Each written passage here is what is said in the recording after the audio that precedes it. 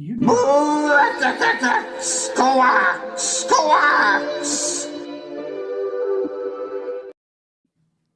What up, everyone? This is Scobie Wan, the Beat Som. I'm here with Manny Moorhall and Neil Gnostic Going on, guys? Motherfucking Informant. What's up, What's dude? going on, guys? How are you? Good, man. Good to see you guys. Good to see you. But What's so poppin'? this is you. Mandy has been really going deep into this topic of like the satirical, even comedic aspects of the New Testament, and I know there's a lot of scholarship actually on this. So I'm actually very interested to see like what you guys bring forth and what we can discuss like what even is a gospel, like what even is satire, what, because like we think of satire today, we think of like Tim and Eric, which is more of the comedic side of satire, and satire obviously can be comedic, but in the ancient world, when you read these satires from like Seneca or Juvenal, there's a lot more of a serious drama, life aspect going on, which would align more with what's going on in the Gospels. It's not always just making jokes, even though sometimes sometimes they make things look silly on purpose, which is like satirical. This is where that aspect is there. And I think a lot of that. I think there are definitely scenes in the Gospels where things just look silly. There are some satirical things going on in there. So I'm open to I'm interested in what we bring forth. I do, I basically perfected the satirical Mott and Bailey, where I just make the radical claim where I say the entire goddamn Bible is satirical, right? I say all Might of as it well is, be. right? And here's the thing: if you come at me and you say none of it is, game over, you lose, I win, right? If I can, if you yield even 1%, because what that does is that it affects the way that you have to approach the hermeneutics, the way that you understand and interpret the text, right, and the context, right. There's actually a scholarly term for this. It's called a humorneutics. I actually have the little PhD dissertation we'll bring up and look at. But basically, the way that satire works, and from a hermeneutical approach and methodological approach, is that you have to treat it the same way you treat forgery, where you go, okay, we know that there is forgery in here. You have to treat the entire thing like it is forgery and prove what is not forgery, right? So it takes the approach and the burden of proof and puts it on, somebody who's arguing that this is not a forgery, right? You go, well, we know that this is, we know that this is, we know that this is. How come, how do we know that this is not, right? Do you know what I mean? Yeah, you're basically saying like, well, in the case of like arguing with someone who doesn't think it's there. I mean, Exactly. I think for you and me though, we kind of already agree there are satirical New Testament aspects. Yeah. And and I know there's especially people have written on this. That's what I kind of want to. I mean, we can just jump into it if you want. If you want to just jump right into like what some of these scholars are saying. Sort of, I kind of just want to sort of frame how it is that you have to approach the topic overall. You know what I mean? Like, there's a lot of misconceptions about what satire is and is not. So you have a lot of people arguing that satire isn't a certain thing, and you go, well, it actually like 100% is. Look at this 6,000 year track record of it being what you're just saying satire is not. Like, you basically end up arguing the same way that somebody would be compelled to argue that the sky is not blue. You know what I mean? You guess like you're demonstrating that you kind of don't understand the fundamentals of the topic or the nuances of the topic, or you're just using like the words wrong. And you're using, your limited understanding of what the words mean to you right now in your time, right? So you're missing a lot of the jokes and stuff that are going, like a lot of it's going over your head because it's not designed to go over your head. It's like it's not designed for your head at all. It was designed for the people's head in that time and in that place and in that context. You know what I mean? And I think I think it's supposed to sort of like take something that's very serious, like philosophy, for example, like Socrates. For like Aristophanes will often depict Socrates as like this serious rational thinker, and then like I don't know, like he'll like fart or something, Yeah, and then it just like, it reminds you he's just a human dude. He farts, and so like I think there it's a powerful thing. Like it brings people back down to earth and go, right. all this shit that you guys, all this Pharisees and Sadducees and temple stuff, and Jesus is like, all right, I'm just gonna pick some grain on the Sabbath. I don't care. Well, I'll do speaking it. of shit, Like, don't they poop on that's a stage a lot? satirical scene. That's a satirical scene right there. You know? Yeah. And like, so satire is it's a the thing you have to understand is when it comes to the way that you approach it academically, it is not a genre, right? It's not a form. It's not like a style. What it is a mode. So you have to approach it from the perspective of a mode. Because if you try going and applying of genre studies, right, you would end up making arguments like, Weird Al is. Johnny, you screwed up.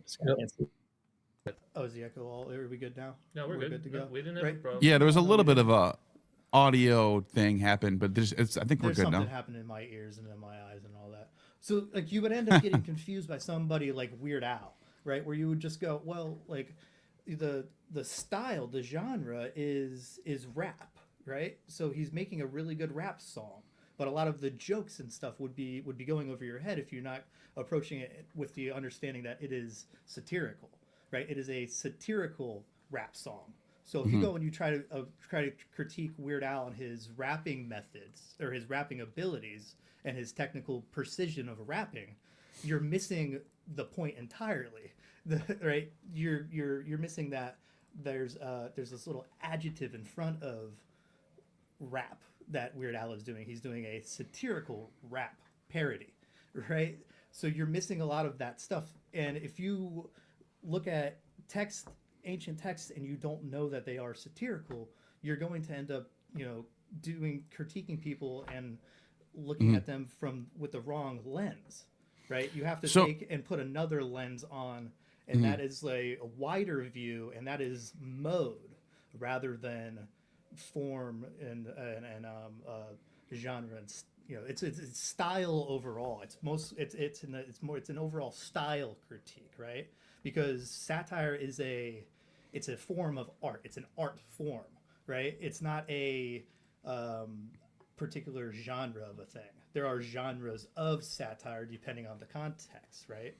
Does that make sense? I know it sounds kind of convoluted, but like, Yeah, I mean, I think originally it's just the style of the play, which was the satyr. The satyr would come out and he would do the chorus with the muses or whatever's going on in that particular play, right? Which is where you get the name from. And then what happens is people develop their own satyr plays. Even in the Roman period, you get different ways of doing it. And then so we have satire today, which is almost more of a comedic thing, whereas in the ancient world, satire didn't necessarily just mean just to make fun of something.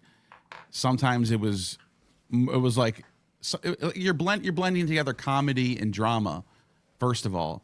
But like there could be a range of how much drama is going on, how serious it actually is versus how absurd and funny it actually is.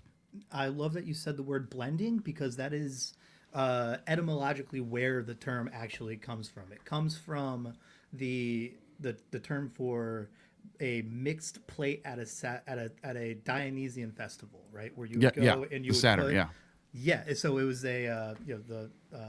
that's where the term came from. It actually has a triple etymology, right? It comes from that. It also comes from the satyr, right, which is the tragic comedy, the goat comedy, right, where they would be grotesque. You would have a lot of like dwarves on stage running around naked and stuff like that. Like it was a lot of sight gags and stuff like that. And then you also have to be satirized, which is to be basically like poison language, right? It comes from the iambic poetry, which is to make Demeter laugh, right? It comes from insult poetry, right? So it has this triple etymology of insult poetry, which is the Greek satirized. You have the satyr, and you also have the mixed dish. So it's this mixing of cultures. So one of the things that you would expect when you take a look at satire from this wide lens of modality, you would be looking for things like culture mixing, right? So you would expect to see things where you have somebody doing a lamentation in their native tongue while have previously been performing that thing in, you know, the common tongue, right? So you have Greek mixed with Arabic. You would expect that sort of thing if what you're looking at was a Hellenistic Jewish comedy, right? Does that sound like anything in the Bible? Right? Any scenes in the Bible come to mind where you see mixing of languages like that? Yeah, of course. Right. It's all over the place. Now, I guess what people are going to want to know is like, what are the scenes that you think are like, this is satire right here. Like, this is what's going on in this scene.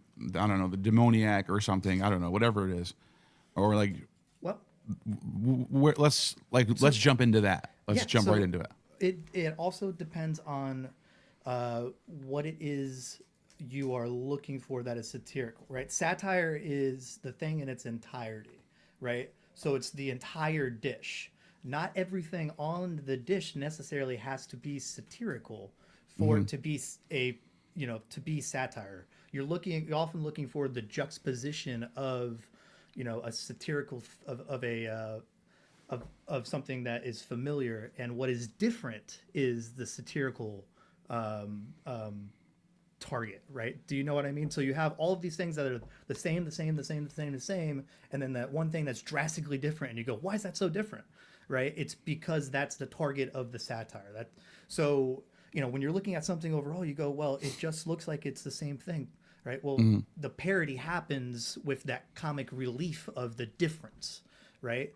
And that often happens if you think about the way that just want to give more context of how some of this comic relief works in the mind of the Greek audience that's watching this at a festival, right?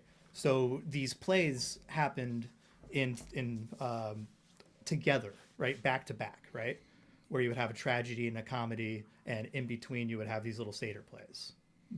Right?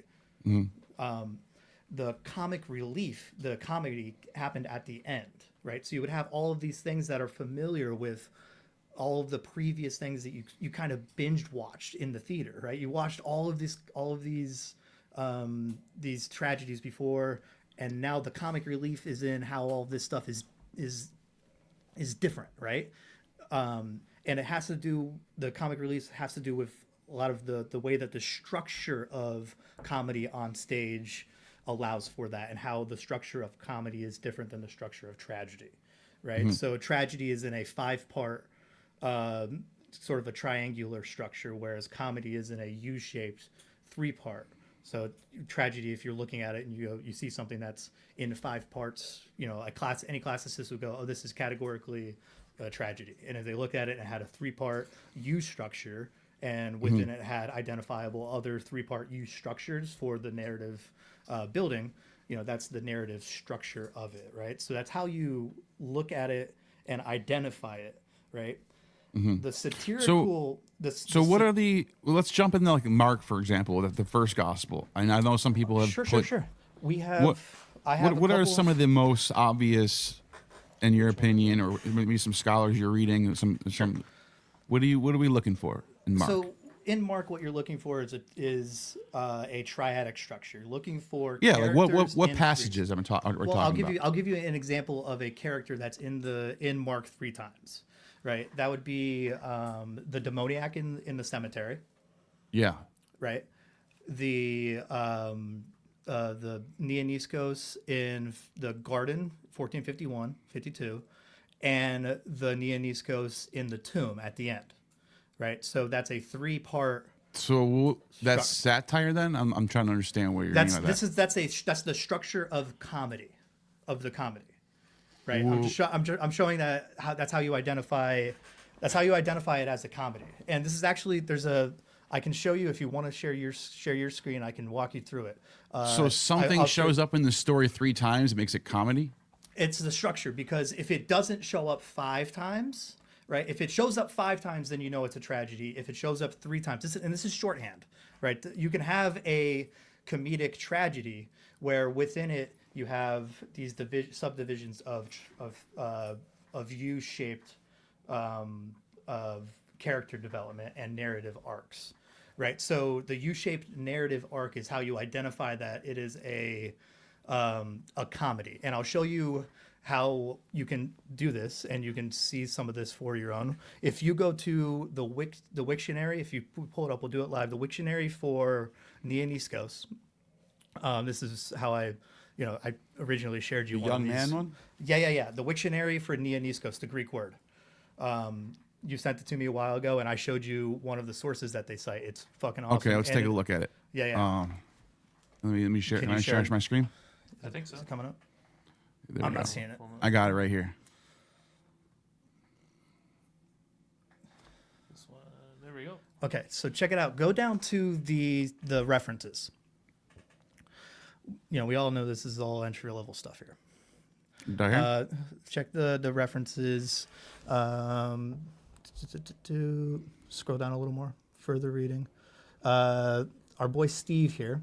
Comic frame of Mark's passion. And that's where you can take a look at it.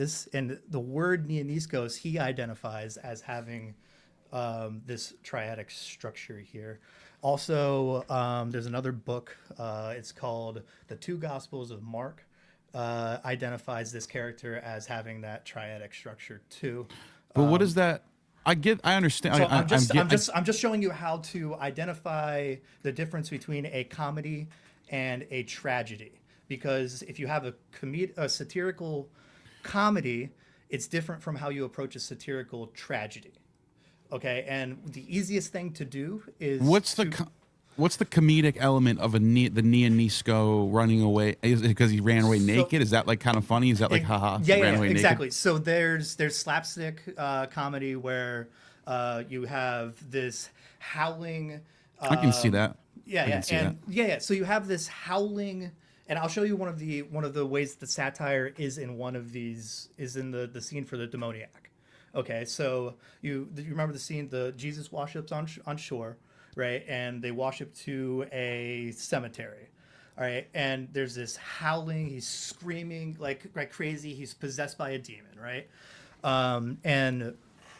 Dennis McDonald's identified this character, the Nianiskos, as being Elpenor, and this actually drives home a little bit of a mimesis of Elpenor. Yeah. I don't think Dennis McDonald identifies the demoniac as being the same character, but he does say that Elpenor is the Nianiskos in 1451 and in the tomb.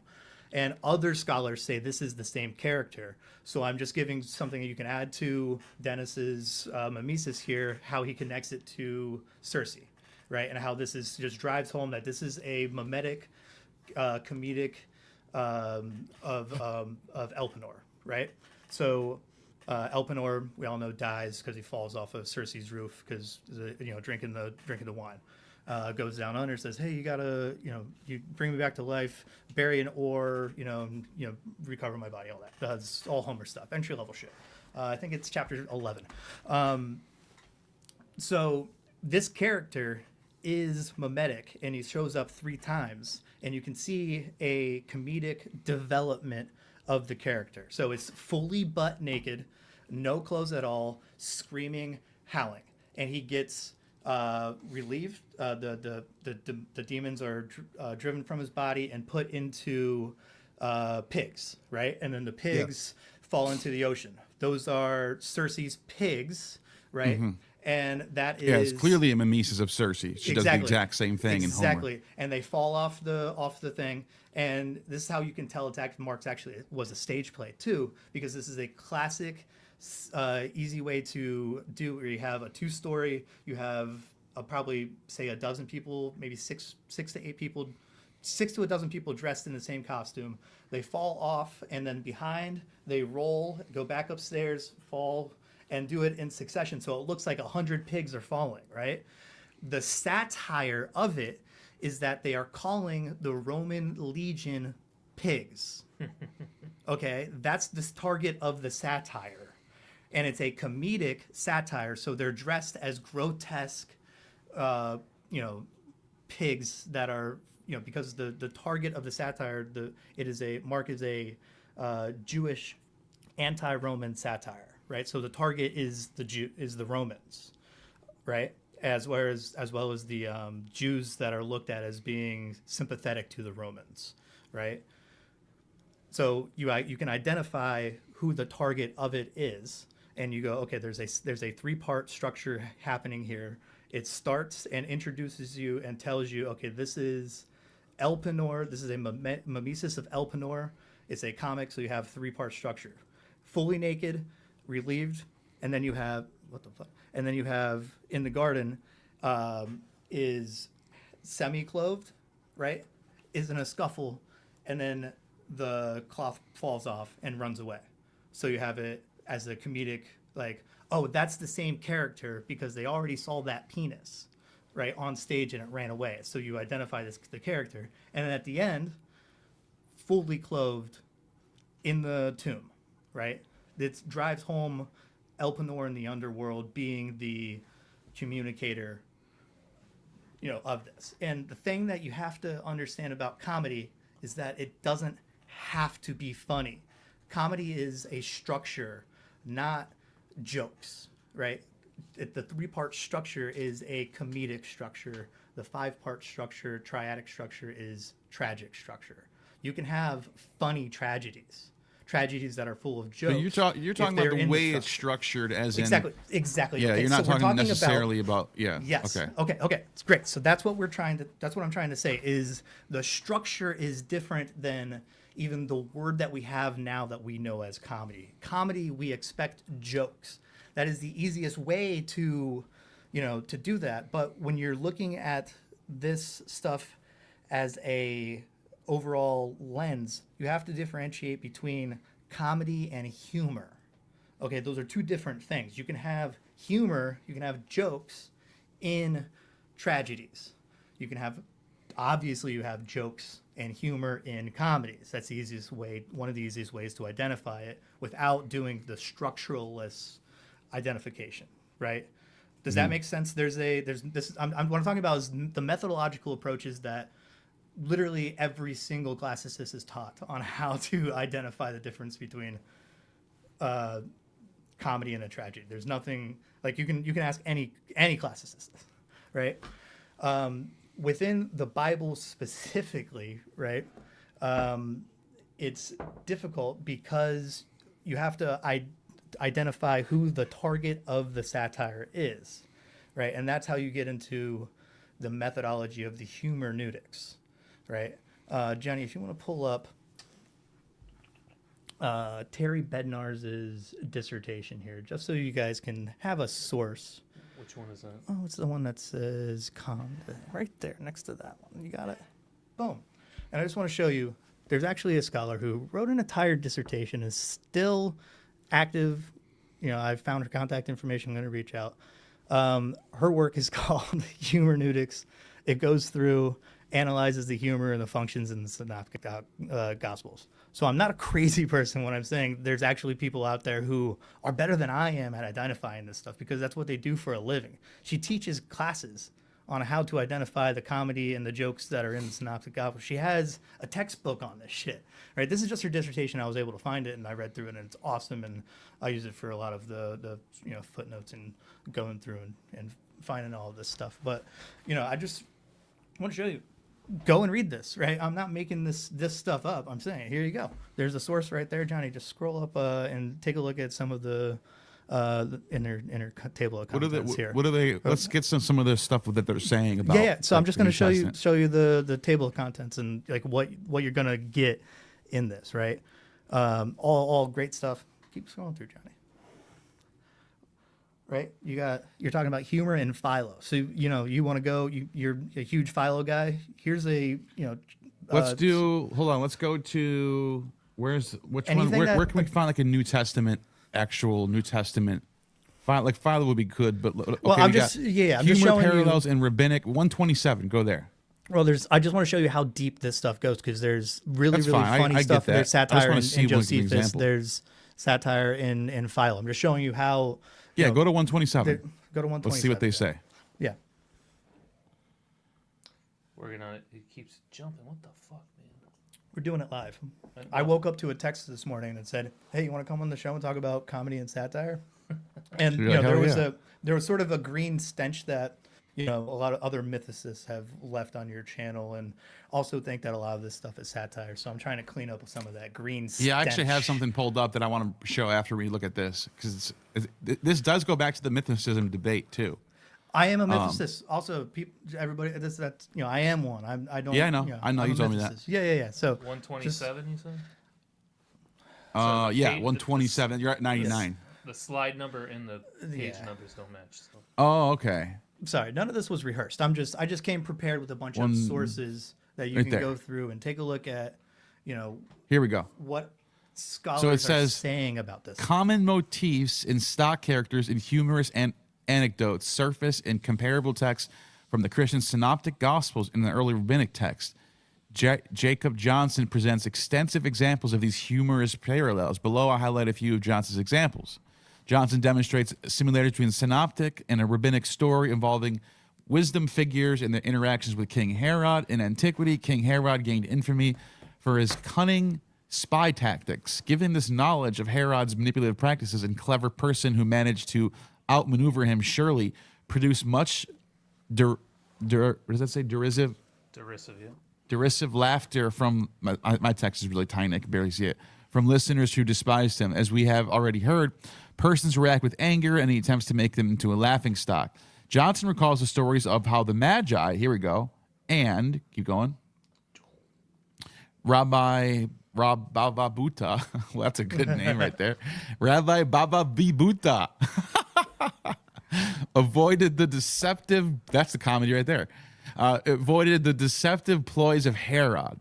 Even in this blind condition, Rabbi Baba not only avoided Herod's attempt to entrap him, but he succeeded in manipulating Herod into rebuilding the temple. That is good. Okay, I get it. All right. So I'm telling you. One more. I'm sorry. This is a big one. You're a nerd. Keep going. Yeah, this is a big one. In the Gospel of Matthew, Herod deceptively seeks information about a star's appearance from the Magi, but these wise foreigners simply change their route and avoid diplomatic protocol before acknowledging an usurper king. The Magi's action turns Herod into a fool because this attempt at deception failed. I get it. Okay, so this guy's basically saying he's trying to make Herod look silly. He's using comedic, satirical, like, known tropes of the time period, and he's also saying Neil, even other rabbis wrote stories really similar. So everybody knows this is Sister Terry Bednar's. So we have a believer here that's a sister that's gone through the whole thing. And she wrote this. Is that who wrote this? Yeah, Sister Terry Bednar's. Right. So I'm a mythicist, so I'm reading this stuff, going, wow, check out what this lady really. Like how deep she's getting into comedy. It also enforces that this didn't even happen, because this is all literary. This is all this is all constructed to make a story. That doesn't mean that there's not real things that are being told. There's not real wisdom being taught. All that stuff. I'm not saying we should throw it all out because it doesn't exist. But the people writing this stuff are using literary devices. They're using comedic. They're using satirical. They're using drama. They're doing all types of things, and they're crafting a narrative. Yes. This is not a biography. This is not a guy walking around with Jesus did this, Jesus did that. If you want a good you want something like that, read Tacitus's Annals. It'll bore the shit out of you. You can't try reading Tacitus's Annals for more than 10 minutes. It's the most boring thing ever, because all it is in the 13th year of the reign of Augustus, this happened. In the 14th year in the reign of Augustus, this happened. In the 15th year of the reign, it's all it is. One thing after another. There's no plots. There's no literary devices. There's nothing. The Gospels, on the other hand, is completely literary devices all over the place. Mimesis, comedy, drama, fulfilling messianic motifs, rewriting messianic motifs, And rewriting Homer, rewriting plays, all types of. So you have to come away with it going, how much of this even happened? yeah, exactly. And this approach, what she has coined this term, or hermeneutics, based off the term hermeneutics, coming from the Greek for interpretation and translation, right? It had that dual meaning of interpretation and translation, right? That's because that's what you have to do when you understand the overall context of the text itself, right? If you are looking at something, you would identified it as a comedy and as a humorous comedy, and you see the way that a joke is, let's say, interrupted, right? And you go, well, it looks like there's an insertion of something here because on the other end of where this would have this the flow is thrown off, right? The joke continues and it goes into, right? This is one of the classic examples of this is Josephus, right? The Testimonium Flavianum. Have you ever read the paragraph that immediately follows that? For what are you talking about? Josephus, the Testimonium Flavianum. Yeah, you're talking about the Anubis priest and all that. Yeah. The Anubis priest. It's slapstick comedy, right? So why is there's this weird little few things about Jesus that's kind of just interrupted and thrown off? It just looks weird. I know you've had people on that that have made really compelling arguments that it's fully authentic and stuff, but I still kind of go, even if it is, this kind of gives some of the overall context of this Jesus character as being I think the consensus. Comedic. I think the consensus is that it's definitely heavily edited. Okay. Even if there was something there. Right. Even with Professor Schmidt's new book, he didn't change the consensus like he thought he did. Like when that book came out, everyone was like the consensus, like Tim O'Neill, of course, the biggest douche ever. Oh, there we go now. Look, all the mythicists are all going to be. It's over now. We now know it's authentic. This is what he's saying. He's telling people this, and I'm sitting there going, and I had Schmidt on. I was rolled off the red carpet. Let's have a conversation. Let's hear your arguments. I thought his arguments were good. However, I'm not a Josephus expert, so I can't just do what Tim O'Neill does. Game over. We got a PhD that said something. Now it's time to change it. No, I said. And this is and you can even, there's even a clip. I can make a clip and show people. I asked him, what's his name? What's that scholar's name? The Josephus scholar that I have on my channel all the time. The hell is his name? Josephus scholar. What the hell do you guys know what I'm talking about? The Josephus scholar, Steve Mason. Okay. And I go, what does Steve Mason think about your arguments? And he goes, I'm still waiting to hear what he thinks. I heard he's writing a paper on it. And when I heard him say that, I immediately was like, oh, that's not good. That usually means he's going to disagree. And then sure enough, Steve Mason comes out with a paper going, cool book, bro. But no, you're wrong. This is interpolated. Here's why. Boom. He was very nice about it. The point I'm making is, you're right. The passage in Josephus is not authentic. There might be an authentic layer there, but we don't really know what that looks like anymore. So what I'm sort of trying to demonstrate is that, like, even within the context of Josephus, immediately after that, you have a passage which is, many scholars have identified as, slapstick comedy and satire of a lady banging a dude that's wearing an Anubis mask. She's got that dog in her, as the kids say, right? It's weird, right? It's weird. And then you go, like, the why is that not talked about? Because that gives context to the overall um, um, meaning of the text, right?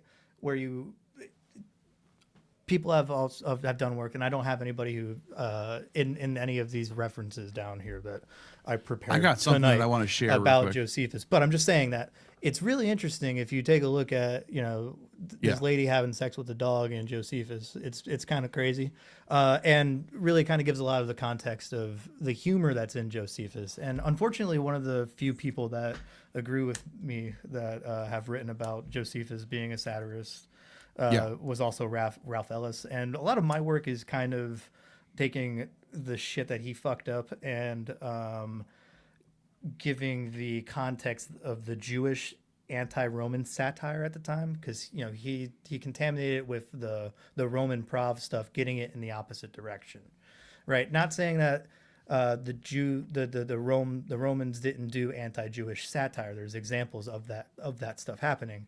I'm just saying the Bible isn't overall a work of that. It's overall a work of Jewish anti-Roman satire. And that's just the New Testament. The Old Testament is Jewish anti-Egyptian or Jewish anti-Babylonian satire.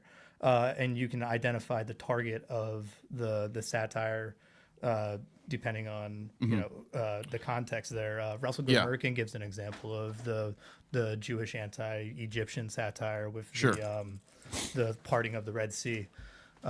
This right here is from Subversive Symmetry: Exploring the Fantastic in Mark by George Young, and he talks about the first approach prefers to locate Mark in the context of ancient Greco-Roman literature, and he gets into he's like, several scholars point at certain features that Mark's gospel shares with ancient eritology, biography, memorabilia, tragedy, apocalyptic history, handbooks of ancient rhetoric, all these things, blah, blah, blah, blah, blah.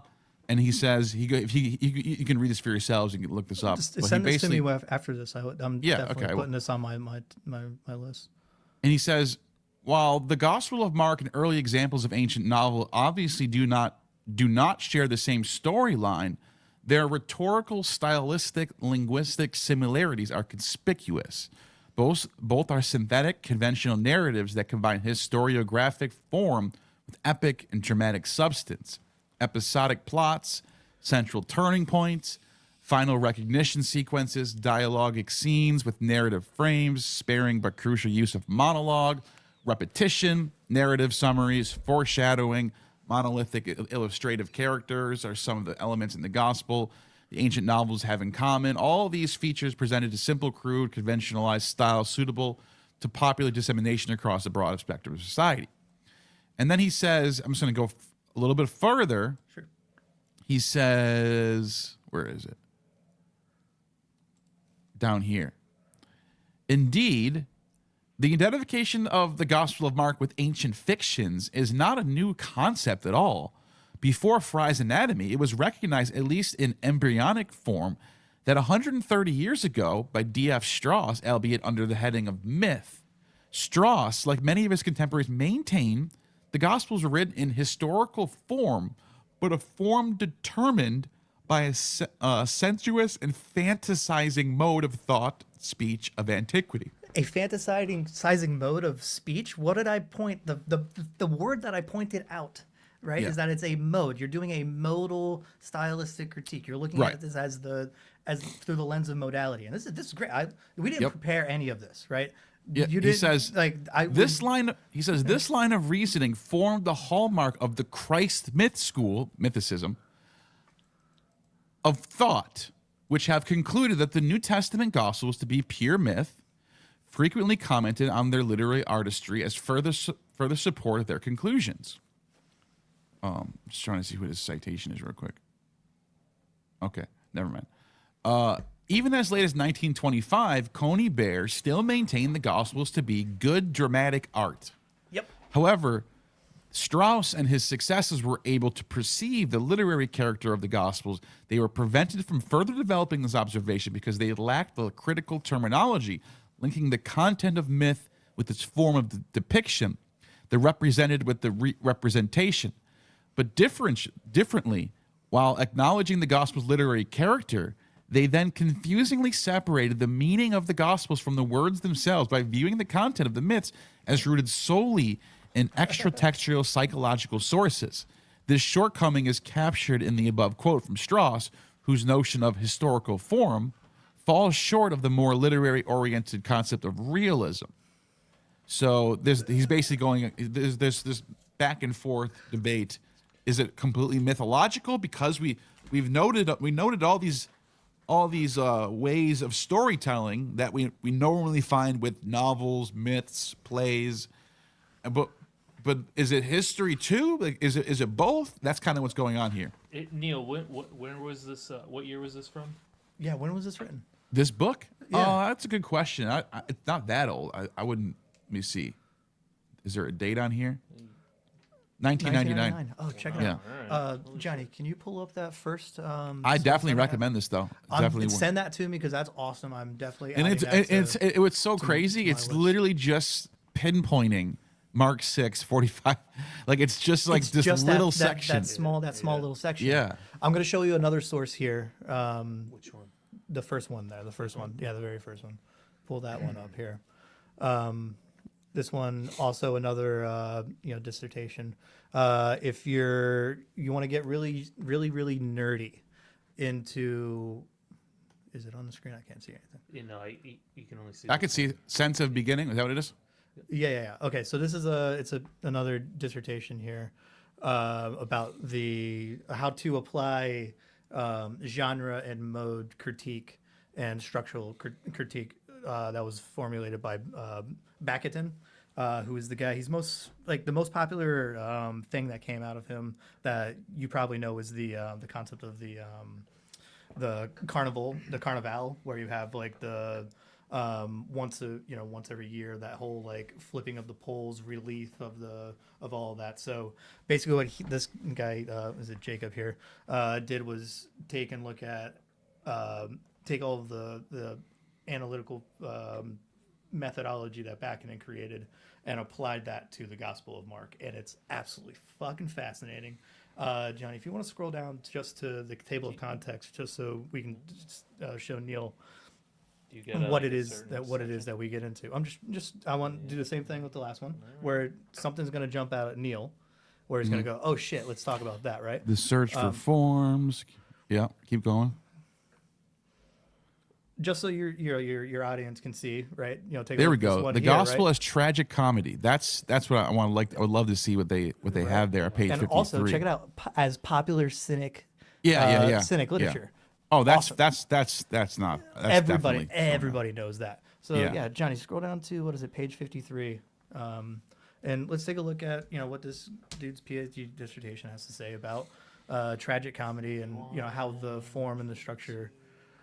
So also keep in mind, I didn't prepare any of this. I'm just sort of trying to present this stuff to Neil. So just so it's like, hey Neil, take a look and like read to the audience, and she's like, because I'm not making this shit up here. Gospel as tragedy comedy. There we go. Tragic comedy. Let's take a look at what this guy's PhD dissertation has to say about the gospel as tragedy. Deeper theoretical analysis of the problem of the theory of genre coming from Dan O. Villa Jr., who constructs the particular genre called tragic comedy, serious and comic, that generates transformations or performance of the Gospel of Mark. The genre tragic comedy, consisting of death and resurrection message, is the core which resonated in the mind of Mark and triggered the comic genre. Thus, in Mark, death and resurrection is the ever-present paradigm of the valuational level genre, which is constant tension with the syntagmatic level of the Gospel of Mark as particular transformation in narrative form. The tension is not between the tradition and redaction, but between the internal valuational level of the narrator with the surface level and actual saying of the text. For example, thank you. The syntagmatic level of the disciples are repudiated, but at the paradigmatic level, the ever-present generic message of life through death is available to everyone who has a hardened heart. The disciples, the Jewish crowd, and the authorities. So the ever-present generic message of life through death is available to everyone who has a hardened heart. The result of the psychomechanistic process is the narrative form of Mark. It is the genre tragicomedy that determines how what Jesus did and said was construed, the narrative construction. How genre is seen as the structure that predetermined the text regardless of historical aspects. The most important thing is the synchronic aspect of genre and not the diachronic representation of a work. Genre is relative superstructure which gives the whole meaning to the text, is located at a higher level beyond the text itself. By systematic use of intuition, one needs to establish intelligible relations between one text and another text. From these, a hypothetical model can be deduced because the hidden structure unconsciously informs the various aspects of a society. Let's see if he has any I just want to say the footnotes are fucking awesome. I actually have one of the books that he cites in the footnotes pulled up on the screen too. So just so you know, I read through a bunch of this and I'm saying a lot of the footnotes. He's citing sources that I'm citing to make my points, and I didn't prepare this. You know, what I mean? I just want to point out that go down this a wasn't little bit prepared. More. So just you know what I mean? Yeah, no, I got you. Right. Go down a little bit more. Keep going down a little bit. Yeah. Let's see what he says. Keep going. One more. Probably. No, right. Yeah, stop there. He says, using this theoretical framework, the Gospel of Mark as a narrative art refers to literary discourse itself that becomes an indeterminate reservoir of formal possibilities which comprises the linguistic competence of the author from which the work sprang. From this angle, the work does not refer to historical, theological, sociological, or psychological, but literary discourse. I got it. That's interesting.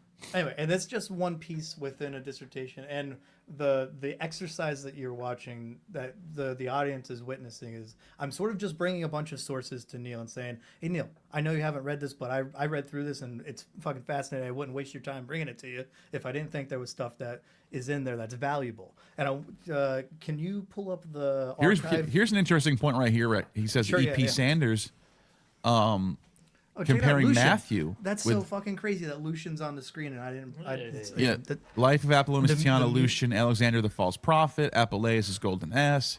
Yeah. And found similarities and differences. They conclude that the most satisfactory definition of the genre is a theodicy about creation and recreation, centering in the life, death, resurrection of Jesus, with special reference Palingencia, New World, and Matthew 19:20. Okay. So Neil, there's actually a chapter, or a passage in this that explicitly explains the satire in Mark. So can you scroll back up to the back up to the table of contexts, and so we can get the page number for the one that's on satire.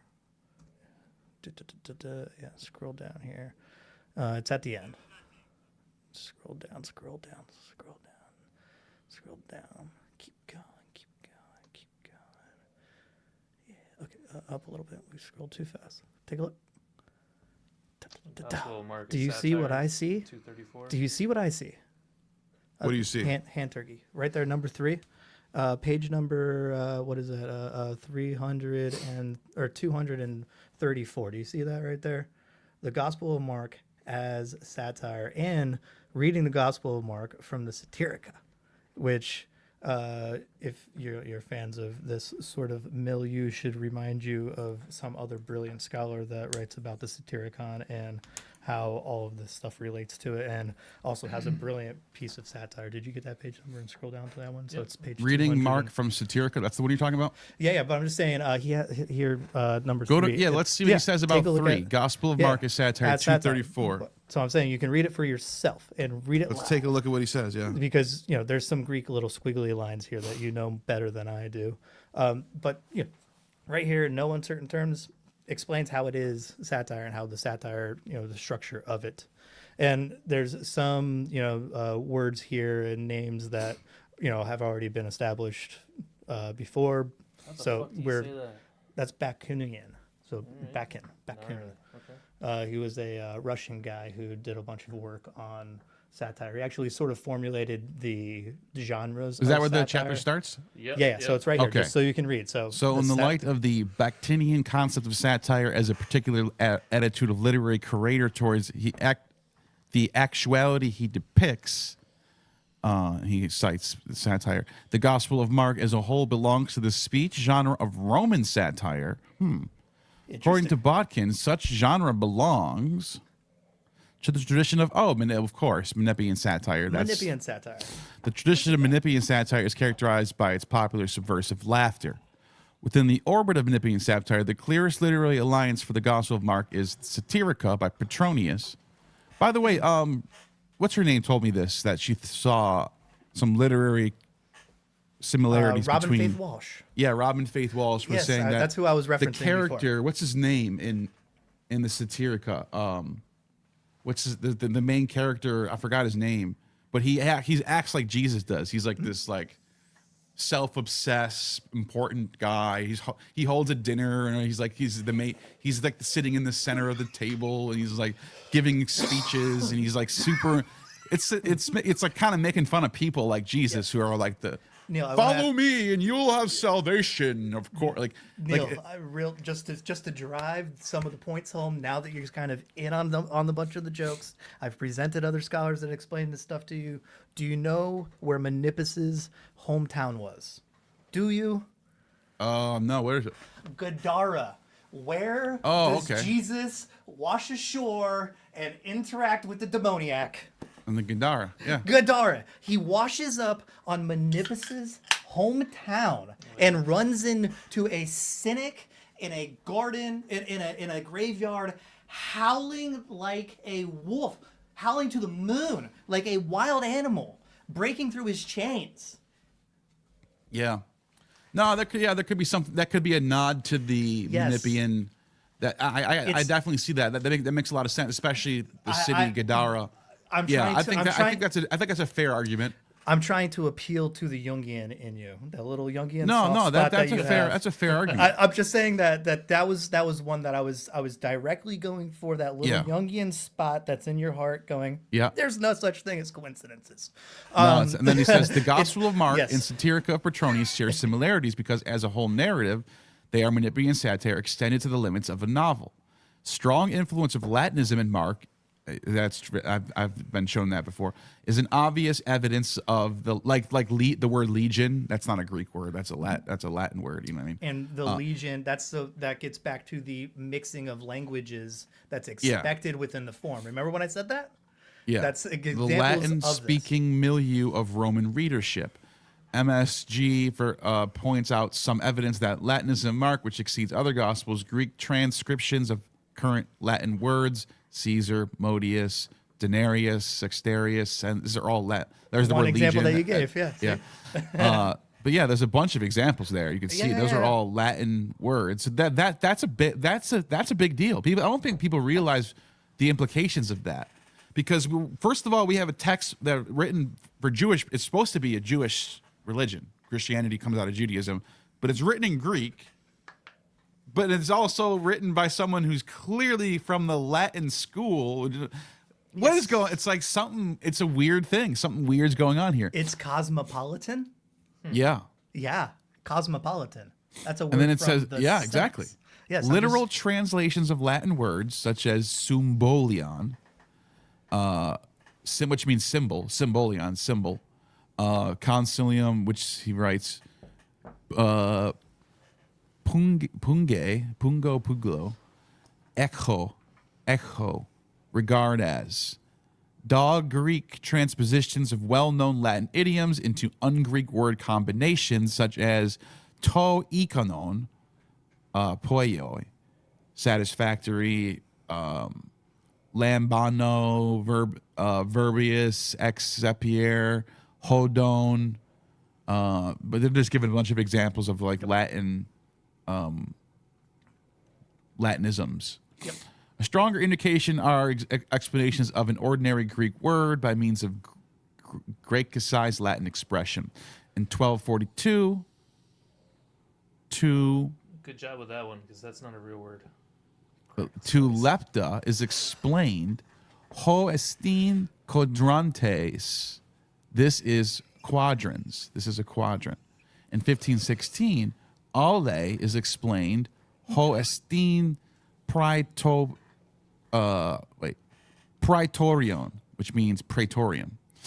In addition, there are two more Latinisms in Mark, pointing out the influence of a Latin-speaking milieu. All right, so I get. Yes. You beat a dead horse.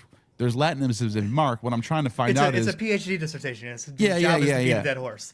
You're right. You can't get away with not beating a dead horse. So now, what I would like to ask this person, maybe he goes on to explain it. Is you have his contact information why? now. You can reach out. Well, I know. I'm just saying this right now. We know Latinisms are in the Gospel of Mark, but why does that make it a comedy or a satire automatically? So that's one of the things that I explained about the mixing of cultures at these Dionysian festivals, where you're expected to see these stage plays, right? That makes sense. So you have a triple mixing here of Keep going down. You have a triple mixing of Aramaic as well as some Hebrew or whatever. But here you can Here it is. Go on. The finding that the book of Mark belongs to satire is assisted by the Bakhtinian dialogue analysis of the volitional relationship between the author, artist, and the disciples as heroes. Bakhtinian literary approach of finding the literary work as a holistic narrative helps to set us free from the more traditional approach of genre studies, which are confined to identifying formalistic linguistic features. Using Bakhtin's notion of emotional tone of the author of a hero, keep going. We could clearly notify that the general tone of the authorial attitude toward the religious opponents is very negative. Something that I've actually noticed myself. It is sort of making fun of the serious, the sort of the Pharisees and the Sadducees who are they gotta follow the laws or else. Yes. And Jesus is kind of like, I'm gonna pick some grain on the Sabbath because I can. He's making fun of how silly these people are for just being so. Can we put a pin into the picking grain on the Sabbath, because that's actually one of the things that I point out about how the satire is involved here. Yeah. That later in the conversation we're going to run into things that actually drive that home. So I don't want to overplay my card now. I just want to just show how the things that I went on and sounded really, really dumb and worded in ways that made me sound stupid are vindicated by the actual scholars. So go down a little bit more. I'm doing performance art if anybody is not aware. Go down a little more. Just see. showing you. Here we go. So he goes on to say, somebody write that down. Somebody write down grain on the Sabbath. Since satire as a genre was developed in the later age, that is within the context of Roman literature, there was no discussion of it as a separate genus of literature in classical Greek literary theory, such as Aristotle's tragedy. Therefore, attempts are made by some specialists of satire. Traditional perspective of defining satire from the language features of Greco-Roman genre is characterized by its constant elements, which are variety, down-to-earth, unsophistication, coarseness, improvisatory tone, humor, mimicry, echoes of speaking voice, abusive giving, a general feeling, real or assumed, the devil may care, nonchalance. Yeah, I get what they're saying. I get what they're laying down here. I think this makes sense. It's a PhD dissertation, and this person was awarded a PhD. So, who are we to criticize this? And I'm just trying to show you how,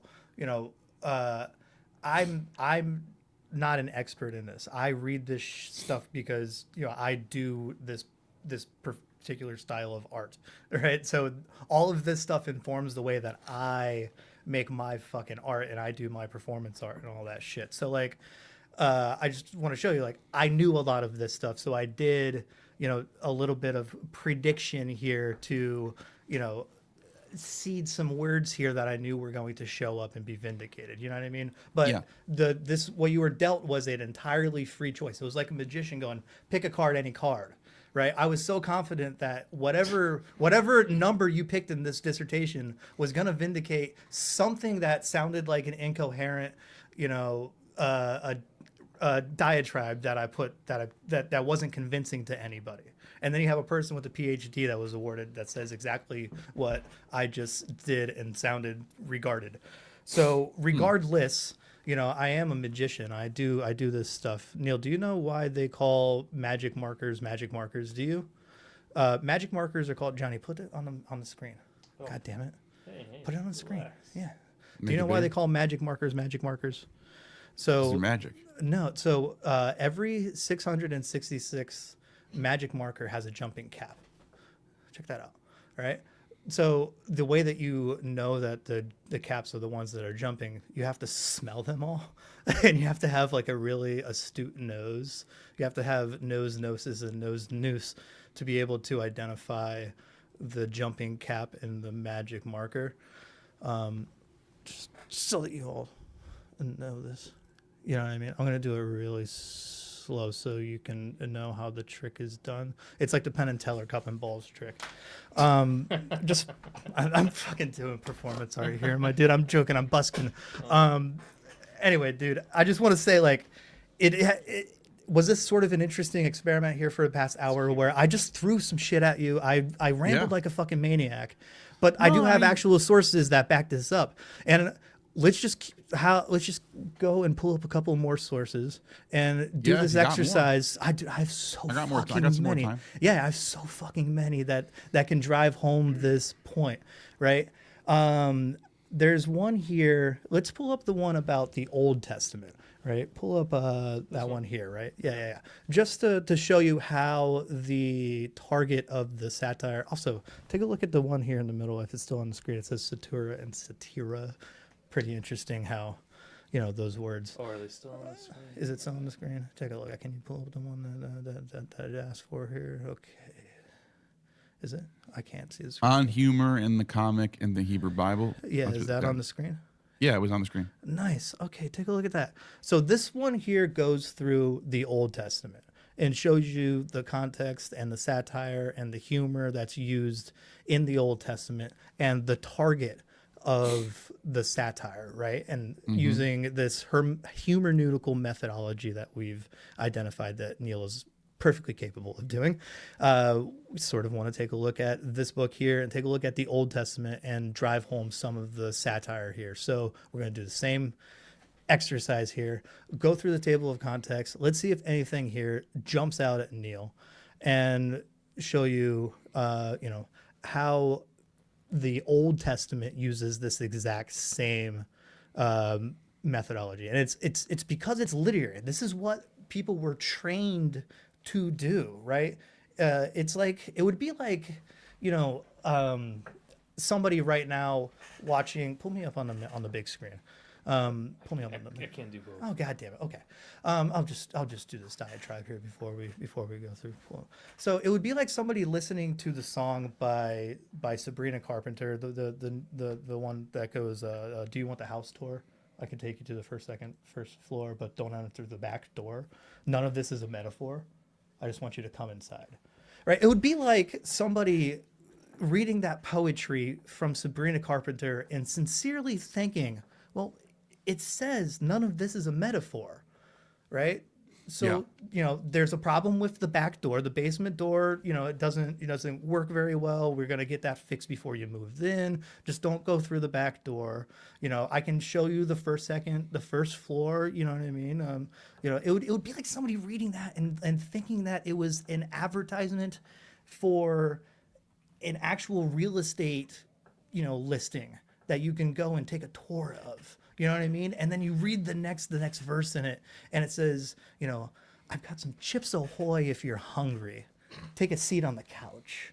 You know what I mean? And like, within the context of that song, it would be like somebody sincerely arguing that Sabrina Carpenter offered somebody a cookie, a Chips Ahoy cookie, and a seat on the couch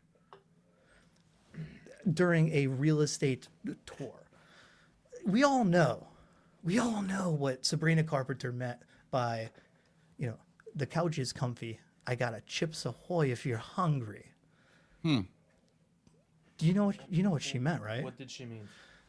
You know what she meant. She said it's pretty clear. It's pretty clear, right? Yeah.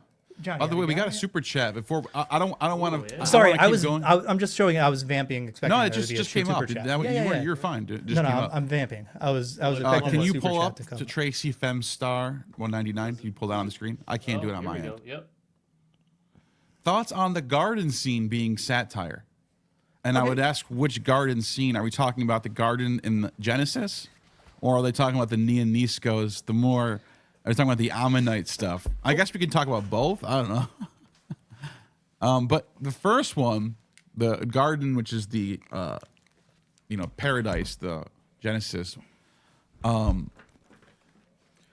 I don't know if I would call it satire, but I think you can it almost sounds satirical that the idea of the craftiest, the serpent, which is the word means nahash, serpent, right? Mm-hmm. And the word for craftiest is also like naha or something. So this is how you can tell it's written in Hebrew, not Greek, because if there's that doesn't work. That you can't translate a text and then it just lines up to have nahash, naha, or whatever. Maybe I can pull that up. Actually, maybe I can pull that up. So Neil, that source that we just had might actually have an answer to that. So we can answer the super chat. Yeah, pull up what you were saying, but what I was saying was the reason why there's a satirical aspect though is because the serpent is bound to have to crawl on its belly for the rest of its days, but that's what a serpent already does. That's what makes it a serpent. So I almost wonder, because I don't think the author is really that dumb. These are really intricate level text. These aren't people didn't believe that serpents used to have legs and then because they tricked Adam and Eve, now they have to crawl on their belly. I think this might be some kind of meta level satire going on. Like, this is why serpents are like this, because they're crafty and they'll trick you. You know? Yeah, I mean the trickster character arc. I did a little bit of drilling into the Jungian part of your heart there, saying there's no coincidences. But the trickster character arc's pretty well established. The archetype there. So I really don't have too much more to say than what Jung already said about how the serpent in the garden was the trickster. But as I already came prepared with a text that explains the humor in the Old Testament. We can probably answer the super chat by pulling that up. But let's take a look at what Neil pulled up on his own to. I was gonna say we can because I know you had something too. Well, I wanted to show what the text actually says with the serpent. So here I have Cross Bible, which has the Greek, the English, and the Hebrew. All we can see. We have right here. Ophis is the. By the way, that's how you get the Ophites and the Nasines. The Nasin is they're actually using the word. Where is it? It's Nas right here. Nahash. This is not lined up correctly, I can tell. Oh, okay, I see what it is. The one is up here, and then for the Septuagint, the first verse is actually the second verse. That's what's going on. So we should find the word Nahash in this particular passage right here. That has thrown me off before too, by the way. Yeah. So Genesis 3, you could see. Now the serpent is right here. The serpent was the more crafty than any other wild animal. And you can see Nahash right here. Vaha Nahash. See? Nu Shen Nahash. The serpent, and then it says he is the craftiest, which would be, where is that? Which would be over here. Asher, Aishe, Yahweh. Than any other wild animal that Yahweh made. So, that's what that means. Anyways, well, I don't know. Why did I even bring that up again? It had something to do with the Hebrew. Oh yeah, the Hebrewisms, the word being crafty, Nahash, the serpent, how they're etymologically connected, that type of thing. Does the Greek basically loses the nuance? Yeah, the Greek is just you can just. I think see the point you were trying to make was the Greek loses the nuance of the poetry. This is what the Greek does. The Greek says hode, ophis, and phronemoteta. So it actually uses a different word for crafty. For more crafty is just, it has nothing to do with the word ophis. Right. You know what I mean? Right. There's no anachronism there. There's no acrostic. There's nothing. It doesn't fit. Doesn't flow like the Hebrew does. If I were to, put my my humerneutical hat on, and to make sort of a prediction, would be that there's some sort of a poetic structure to the Hebrew that's lost in the Greek, that flows within the context before and after that particular passage. Obviously, I don't have any capability of reading Hebrew, despite what I look like. And I definitely don't have any capability of reading Greek. The extent of the Greek that I've taken was, a course in college where it was about the etymology of like technical terminology and stuff. That was pretty fun, pretty basic stuff if you've read like philosophy and stuff. But like, it was nice to brush up on it. You know what else I noticed too about this passage? I just noticed this. There's another pun actually in the same verse. So, you identified a pun? Yeah. So okay. I've coined a term for identifying a pun and how to argue a pun hermeneutically. It's called riding Ruck's scooter. Right? Guess what? This is actually Neil, funny because Neil, you're stomping on my bit. Johnny, put me on the full screen. I'm doing a bit. What are we doing? What I'm trying to do is make a clippable moment for Instagram. All right, and for content and stuff. So what I'm saying is, Neil, you identified a pun. Neil, that's awesome, dude. You identified a pun. Did you know there's a term now for hermeneutically arguing that you have identified a pun within the context of mystery rites and religious stuff? It's called Ruck's scooter. It's like a take on Occam's razor, but you're using Karl Ruck's methodology for identifying a pun that has to do with anything comedy, mystery rites, or entheogenic. And Neil, did you do that? Did you just take a ride on Ruck's scooter?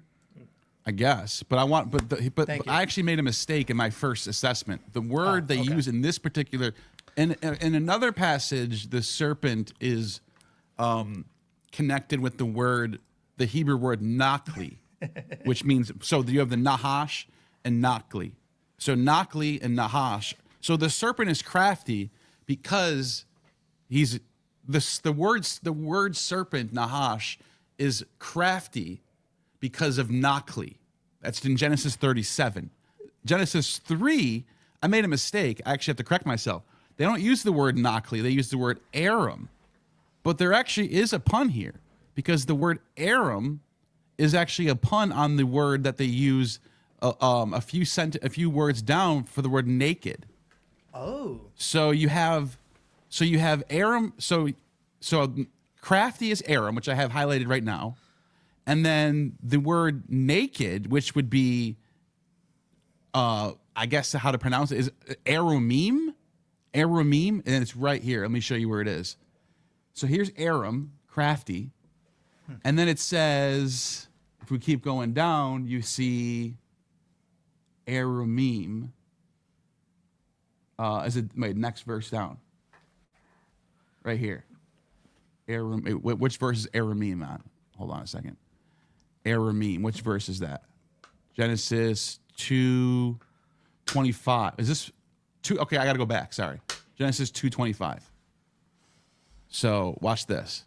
Oh, I'm watching, dude. This is my shit. 2:25. You could see it says, there it is right there. Aramim. So the man and his wife were naked and not ashamed. Isn't that interesting? So there's like a pun. There's a pun on the word naked and crafty. Something poetically, something rhetorically is happening with the way that the language is coming. Oh yeah, this is all over the Hebrew. Yeah. This is all over. But exactly. This is like if you read Homer. Yeah. If you took the translation of Homer in English, and you just read it and were like, wow, this is a great text. Pick up any, Let me ask you this. So hold on. Let me just finish this point. Sorry. Yeah. Let me just finish this point. Sure. You can read a really good translation of Homer, and if no one ever told you, you had no idea, no education at all, you had no idea this was a translation of a Greek text. You can read a translation of Homer and go, well, this is amazing. Who wrote this? When was it written? I like it. This is a great. You don't know it's a translation. You can't tell.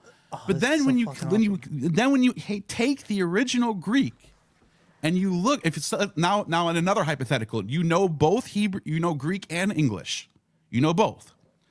You are going to notice in the original Greek all these puns and onomatopoeias and similes and. It's all going to gel because it's a real, authentic composition. The same thing happens with the Hebrew Bible, Old Testament. There's all types of things that gel together that doesn't happen in the Greek. Yeah. But doesn't mean the Greek translation is bad or it doesn't make any sense. You wouldn't know if you didn't know Hebrew that if it's a translation or not. You have to know both languages. So go ahead. What were you saying? Well, I want to ask you, can you take a look and see if there's anything like that's attempted to be maintained for the pun in the Greek? For the two passages, like hold them side by side, knowing that you've identified a pun you've identified a pun in the Hebrew. Yeah. We know the Hebrew is the original. What did they do with the Greek? Because the Greek isn't expected to maintain the structure of the poetry. The Greek is a there's nothing it can't. So what did and this can't actually do anything like the word aramim right here. Exactly. The word the poetry, the rhetoric isn't going to be maintained from the Hebrew to the Greek. So what happened? You have the word gunaika. Dude, this is you have the great, word, dude. But you have the word gunaika for naked, right? You have the word gunaika. Now, in the next, and then when we go to chapter 3. Does that word have anything to do with the word for craftiness? Back to the top. This right here? No. Huh. But in the Hebrew, what's that word? But the word arim. So by the way, remember in the oldest manuscripts of the Bible, they don't have chapter 2 and 3. They just bleed right into each other. Right. So this chapter 2, this last verse right here, would literally just bleed right into you would read this verse right here. You would see this aramim right here, right? So this word nakedness. And then you would keep reading and you wouldn't know you're in the new chapter yet. This chaptering all came in like the 18th century. They started chaptering stuff. That's a materialistic thing that has to do with the form what they were writing on. Yeah, so you would see this word, you would see the word crafty come in, arim, and you would notice the pun. But when you're reading the Greek, you just say hode, ophis, and pronemotitas. There's no pun happening here.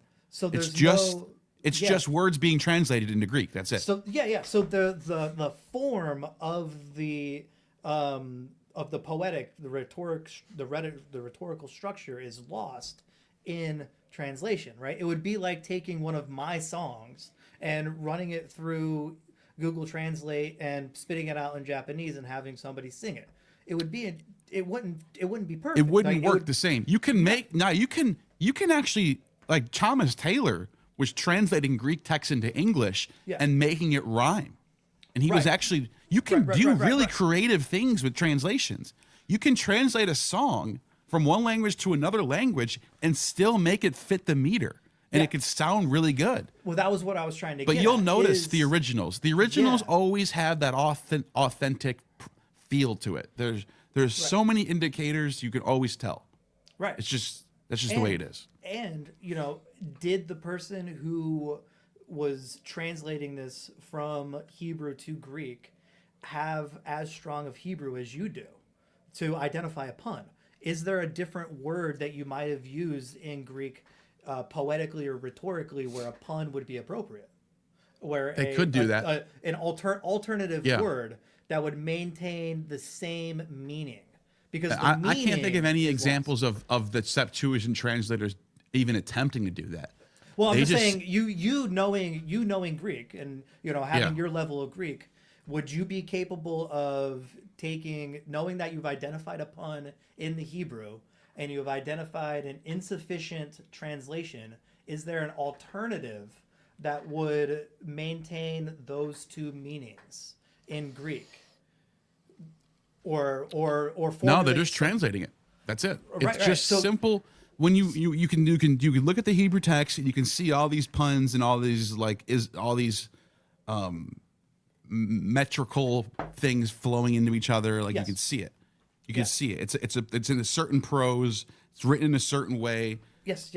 And then you look at the Greek and it's literally just a translation of it. There's nothing even close to that going on. Exactly. So, this is great. This is great shit. Dude, you're doing fucking PhD level shit here. Well, no, people aren't I'm just saying, don't underestimate. And like, if people watch this shit, like, don't underestimate like what you just witnessed there. Like, identifying. I want to say is that real fucking quick. Just I'm gonna do a fucking. I keep cutting you off. My bad. Right. Like, I want to know if anybody has identified the pun that Neil just identified, and explain that the pun is not maintained in the fucking Greek. Also, right?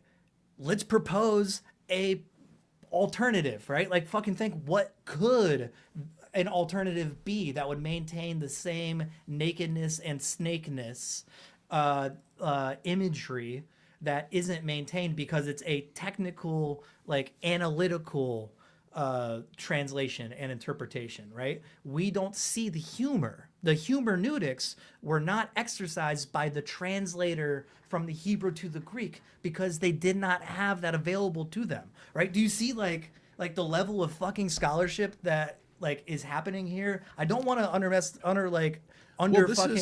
Yeah, like, you know what I mean? And I'm also doing some fucking Malt and Bailey here, like, fucking challenge accepted, motherfuckers. Because like, I didn't just discover. Fucking witness was fucking awesome. There's a cool pun that Neil, just based off of his fucking, level of linguistics, is able to identify. I didn't discover this. This is a well-known. You can look this up. In fact, I just looked it up just now, just to show people what I mean. Here, can I share my screen? Let's do it. Yep. You can type in. Type in puns in Genesis 2, and this came right up. Check this shit out. There it is. Naked and crafty. The same word, like Aramim and Aram. Yeah. So I want to just throw out, I have a source, right, that I brought to tonight's discussion that talks about the humor in the Hebrew text.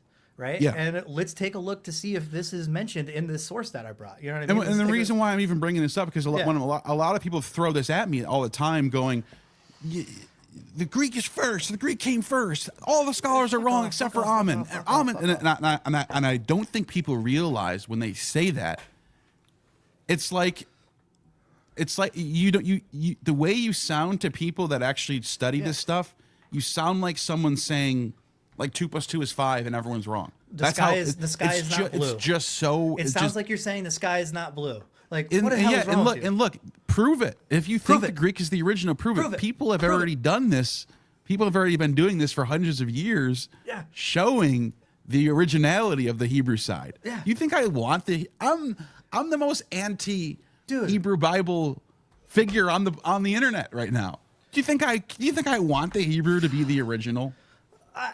Seriously, if I had to pick a side, if I had a genie in front of me right now and says, you can change history, you get to choose, Neil, do you want the Greek to be the original or do you want the Hebrew? I would say Greek.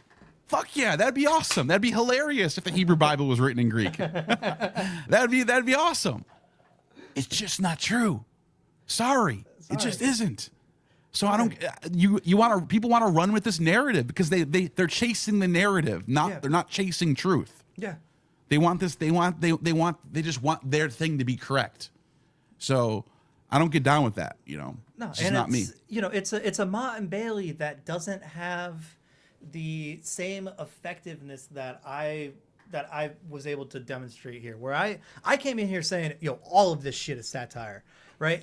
Knowing that I'm bullshitting. Like, I know that all of it's not, right? But I'm able to, if you're on the defensive and you go, not all of it, and I go, well, how much? Well, here's another source that says this. Here's another source. Like, how much can I get, right? 85%? Awesome. Fucking awesome. I still win the fucking argument. If you say 1%, I still win because you said none, right? There are people that say there is no satire in the Bible. It doesn't exist. It's not, it's not there. You know what I mean? And you just go like, how is that possible? So you have to go, well, how much is it, right? And then when you identify it, you go, how deep does the comedy go? How deep does the tragedy go? How deep does the tragic comedy go? How deep does the satire go? You know what I mean? Like, you have a lens now that you can analyze this shit, and I've provided sources for your audience that they can go and read and do what we just did, right? And I want to take a look at the source for the Old Testament and do this exercise, and let's take a look at this source that I brought to the table. I've not looked to see if this source said that identified the pun, the comic in the Old Testament. Let's take a look. Did you lose it? No, I'm just. Which one? It was the book. It was red. Did you X something out? God damn it. Oh, this is awesome. That's not that one. That's a different book. I mean, you sent me 50 fucking. Oh, here we go. Okay, so take a look. This is the book here. If you're interested in the Old Testament and you want to know, the context of the jokes and the deepness of the satire and all of that, here's another source that you can go to. Take a look at it. It's called On the Humor and the Comic in the Hebrew Bible. The Hebrew Bible. Neil was able to identify a pun in the Hebrew Bible, and he's not an expert in this. He didn't write a fucking article in this. But it was written in, what does it say, 1990? Actually, pretty cool. Oh, interesting. Scroll through. Take a look at the table of context here, so you can see, the deepness. Go back to the previous page. Neil, anything jumping out at you here that we want to take a look? I was looking at first. Okay, so take a look at this one here. Humor as a tool for biblical exegesis. No. That's methodology that we pretty much established is valid methodology. Keep going we can down. Predict. Take a look at this one here. It says, on the humor and the names, super fucking cool. So it tells you all about, how there's puns in the names. Mm-hmm. Absolutely fascinating. Might not jump out at you as being interesting or relevant to this. Is there context. more than one? Is this the only content there is? Okay, no, okay. Yep, Joking and Jerry. All right, let's look at Joe laughing at the. No, let's go to the comedy of Job. I guess. Which one do you think? Well, I'm just saying I'm throwing it at you. The one that everybody knows that's super fucking well established is Jonah. Like, we don't even need to fucking that's entry level amateur shit. Jonah's very satirical, especially Jonah, how it ends. It's a parody of Jason and the Argonauts. It's a parody of Jason and the Argonauts, and it's Menippean satire. So we know that it was written after Menippus, which is fucking fascinating. So we have like a timeline here that we know when the Jonah and the whale. What? This PDF doesn't have all the pages. Oh, shit, did we fuck something up? Fuck it. Let's just keep rolling. Anyway, I don't know. Fucking, there's something wrong with the file. Fuck it. Anyway, Neil, just throwing that out there. We can show you some shit about Jeremiah. This one. Yeah. There is even less humor to be found in the book of Jeremiah than Isaiah. Neither prophet can be said to have a humorous person, though both books contain a considerable amount of ironic and satirical material. Take a look. The harangue is not a humorous mode of denigration, and the spirit of harangue is very much abroad in both books. The modern reader may note the refusal of Jeremiah to speak in 1:6 on the grounds that he is too inexperienced to speak. The conventional interpretation of this inexperience makes it due to his youthfulness. And then note a range of lyrical poetry expressed by Jeremiah and the rest of the book associated with him. This is rather like the heavy or uncircumcised lips of Moses, which did not prevent him from uttering some magnificent poetry. Perhaps this bashfulness or mock modesty in the great poets of the Hebrew Bible can be read humorously. Every time Yahweh approaches a person with commissioning to be a prophet, he refuses. The refusal never lasts very long, and they turn out to be first-class poets when they speak.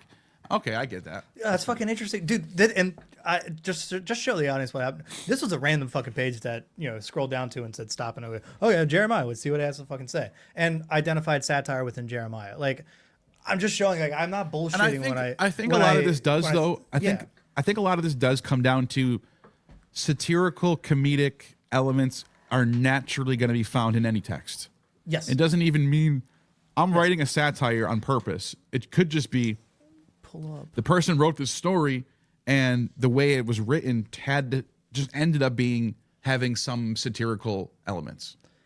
Well, so it doesn't have to be. It doesn't necessarily mean, oh, Jeremiah is a satire. It should be categorized as just pure satire.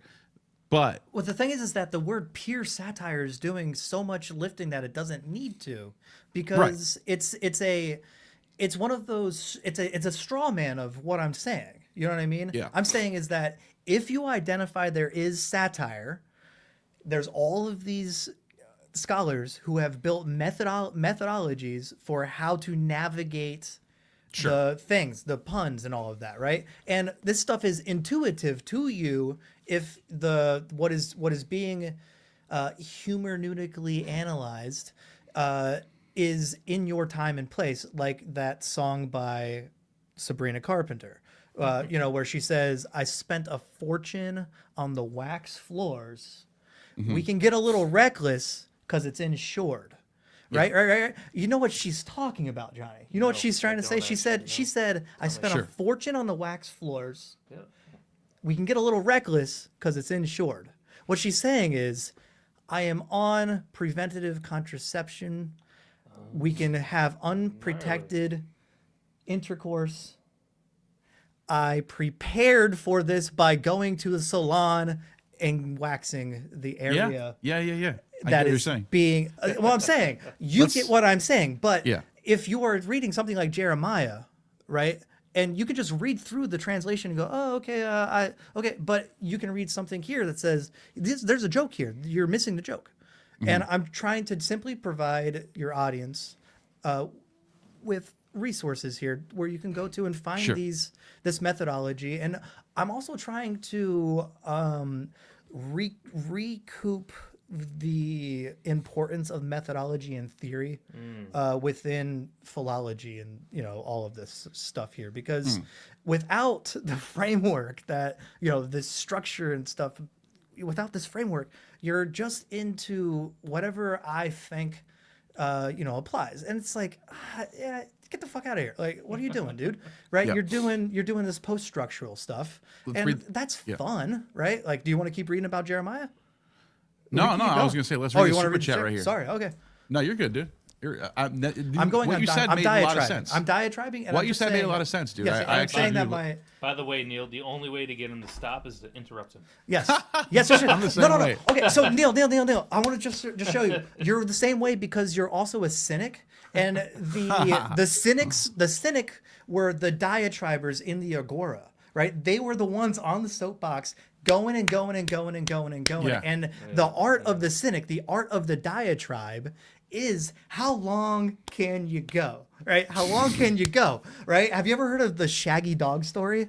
Yes. It's a rhetorical device where you're telling a joke, and the joke is how long you can tell the joke because there is no punchline, right? It's a cynic joke. It's a shaggy dog story. It's a diatribe, right? So the diatribes, and also if you like the Bible, it's not a coincidence that there's people in the Bible doing diatribes, and it still maintains that terminology, right?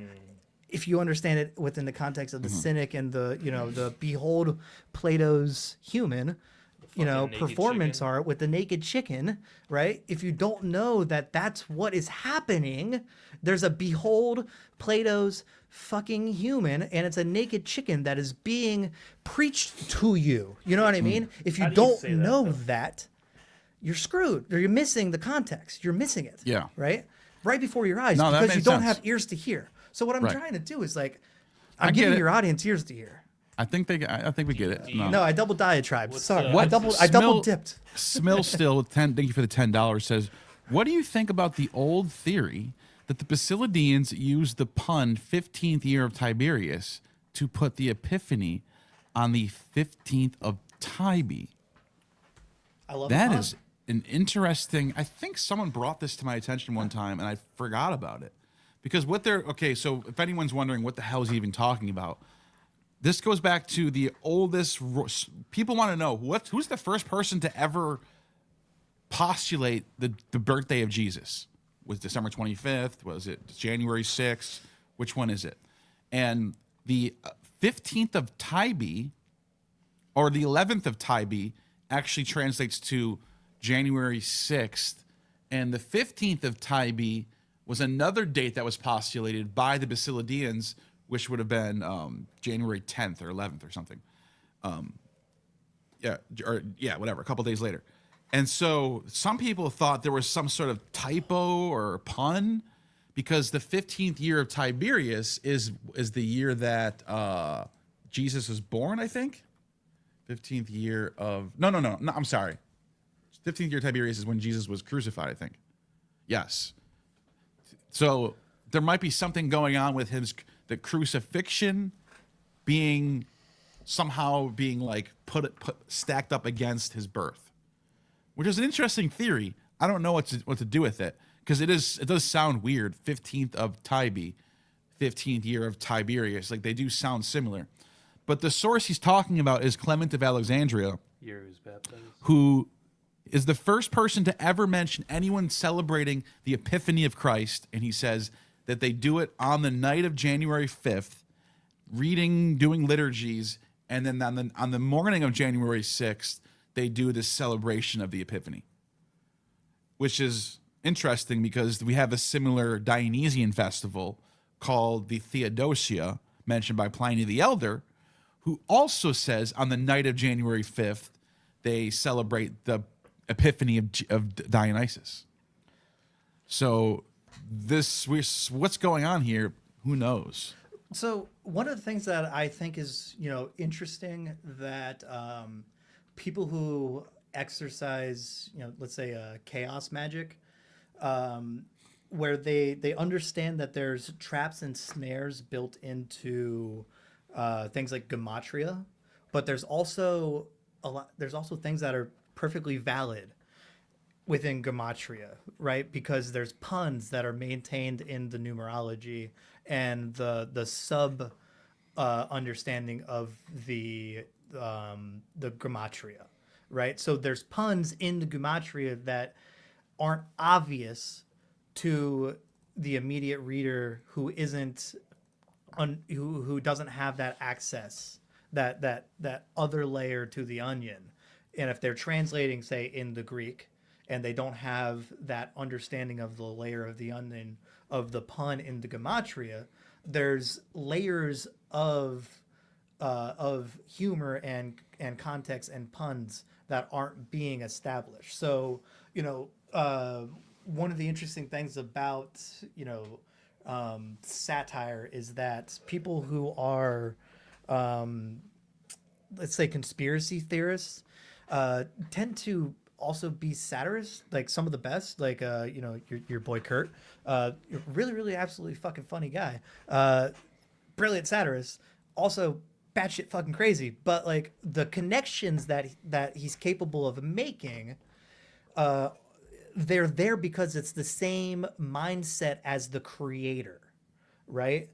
If you, as a person who isn't aware of the possibility of there being innuendo or a subtext or a reference to a mystery, right, you're not going to get that immediately available to you from the text, right? So that's one of the things about how you approach this stuff methodologically, that gives validity to something like a postmodern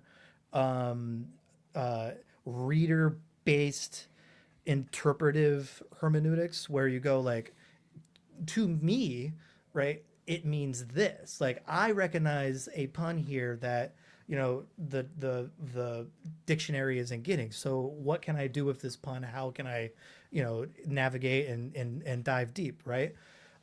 So one of the things that you did and you demonstrated during this interaction here is like you're actually doing sort of a post-structuralist and a disciplined post-structuralist hermeneutics when you identified that pun, and went through the Greek and go, okay, the Greek, that pun isn't maintained. I just want to show you, like, there are scholars that this shit's well established, and this postmodern, post-structuralist like stuff isn't all just fucking gibberish. There's validity to it because it gives you a different lens on your microscope to do your science, right? Like philology and style critique, which is sort of what we are engaging here tonight, is on the level of style and mode critique, not necessarily linguistics or philology. Like we're doing something a little bit differently to that. Notice how I'm super open about how I don't know the fucking Greek, and all of these puns are lost on me. I'm just identifying this and showing you how I'm a person who does this stuff and reads this stuff, so I can make predictions that these things are going to be explained by scholars. Here's a bunch of sources, right? You're going to find things in these sources that I didn't find because you have a different thing that you're noticing, a different approach, a different lens, right? And I want to ask you, Neil, do you know like where, like anthropologically, right? Take yourself out of the linguistic, the narrative form, the rhetoric tool, the literary mindset of a satirist. Where does satire originate anthropologically? So historically, what things does it arise from? Do you know? The Athenian satyr play, obviously. So it predates that by thousands and thousands of years, actually. What do you mean? Exactly. That's what I'm going to get at you. What I'm going to do is I'm going to say a couple things that may sound absurd, and then I'm going to show you a source that says exactly what I'm saying. I'm just saying. Before you even say that, I would say the things that we call satirical, yes, are just, as I already pointed out a few minutes ago. Yes. When you write any story, any sort of literary poem, an elegy, or whatever, a novel, a epic. Yes. There's gonna be things in those stories that are satirical. Yes. Doesn't mean that it is a satire. It just means that particular part of the story is satirical. So exactly. Yeah, of course. So it goes on to the beginning of writing. Okay, awesome. So I'm saying that it actually predates writing. It comes out of fertility mystery rites. It's an anthropological thing that actually comes out of. Are you familiar with the concept of these? You would have like a pole that you would drive into the ground and dance around it, and that pole was essentially a fertility ritual where. What the hell's going on?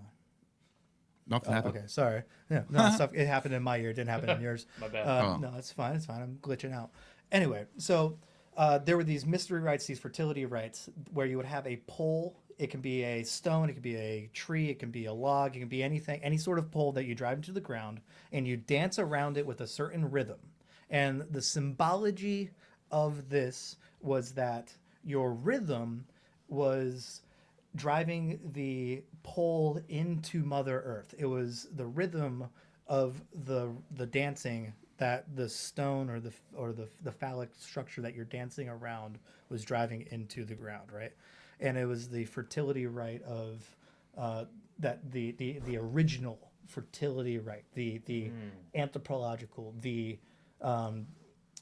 what you identify using iconography. This and the then fucking the ground thing. It's about fucking the ground. Yeah. Yes. So it's Gaia, the dancing, the rhythm fucks the ground.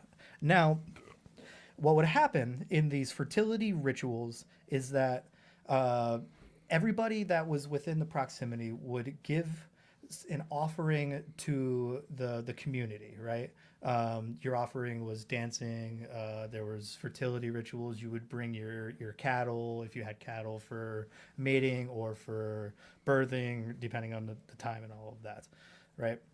The satirist in this anthropological context, the satirist was the person who was designated within the community to shame those who were not participating in the fertility rituals. So the original reason for satirist was shaming those who are not participating in fertility rituals. Comedy on stage comes out of honoring Dionysus for fertility rituals, right? A lot of the words that are used in comedy come out of fertility ritual rites. A lot of the imagery comes out of fertility ritual rites. And the very, very original form of those rites is this dancing around a pole so that phallic structure enters the ground because of your rhythm. This is where we get meter for dancing. This is where we get meter for rhetoric. This is where meter for poetry comes out of. This dancing ritual around the pole. It does not come out of a linguistic. The linguistic structure of the rituals comes out of the dancing rituals around the pole, right? So depending on the tribe you were from, you had different rhythms, right? And when you had chants, you would chant at a different rhythm, right? So if you over time are chanting the same words as a tribe next to you at a different rhythm, you are going to have different vowel shifts. You're going to have different guttural tones. You're going to have different things change in the way that you say the same word in the same rite, right? Within all of this context, within all of this stuff, the entire time, you have this designated person in the ritual context who is designated amongst your population to ridicule those who are not participating in the ritual, or to ridicule those who are not elevated enough or initiated enough in the ritual, right? It is about shame rather than guilt. Does anything I said sound crazy? Does it sound like I'm saying something outrageous? Does it sound like I'm saying something that I'm not going to give you a source immediately that's going to back up exactly word for word what I'm saying? I mean, you're skeptical, right? There's reasons for the skeptical, right? It sounds... Well, I just think we're talking about the origins of satire and you know, possibly proto-satire, stuff like that. We're talking about proto-satire. Yeah, I mean, so I get what you're saying. The word satire came out of how this satirizing, this shaming, this stinging of damaging, venomous language to shame those who are not participating, right? Or to shame those who are not as good as your tribe. There's a ritual where, you know, during these fertility rituals, if you were not of the age to participate in the fertility, right, you would engage at night. No, you would engage at night in poetry battles, right? Poetry battles back and forth, right? And your families, the best family who the young person who was not able to of age to participate in these rituals, who had the best poetry, they were able to take their family's fleece, which was dyed a certain color to identify their tent, and put it on the tree, right? That pole that was danced around, and they were the winner.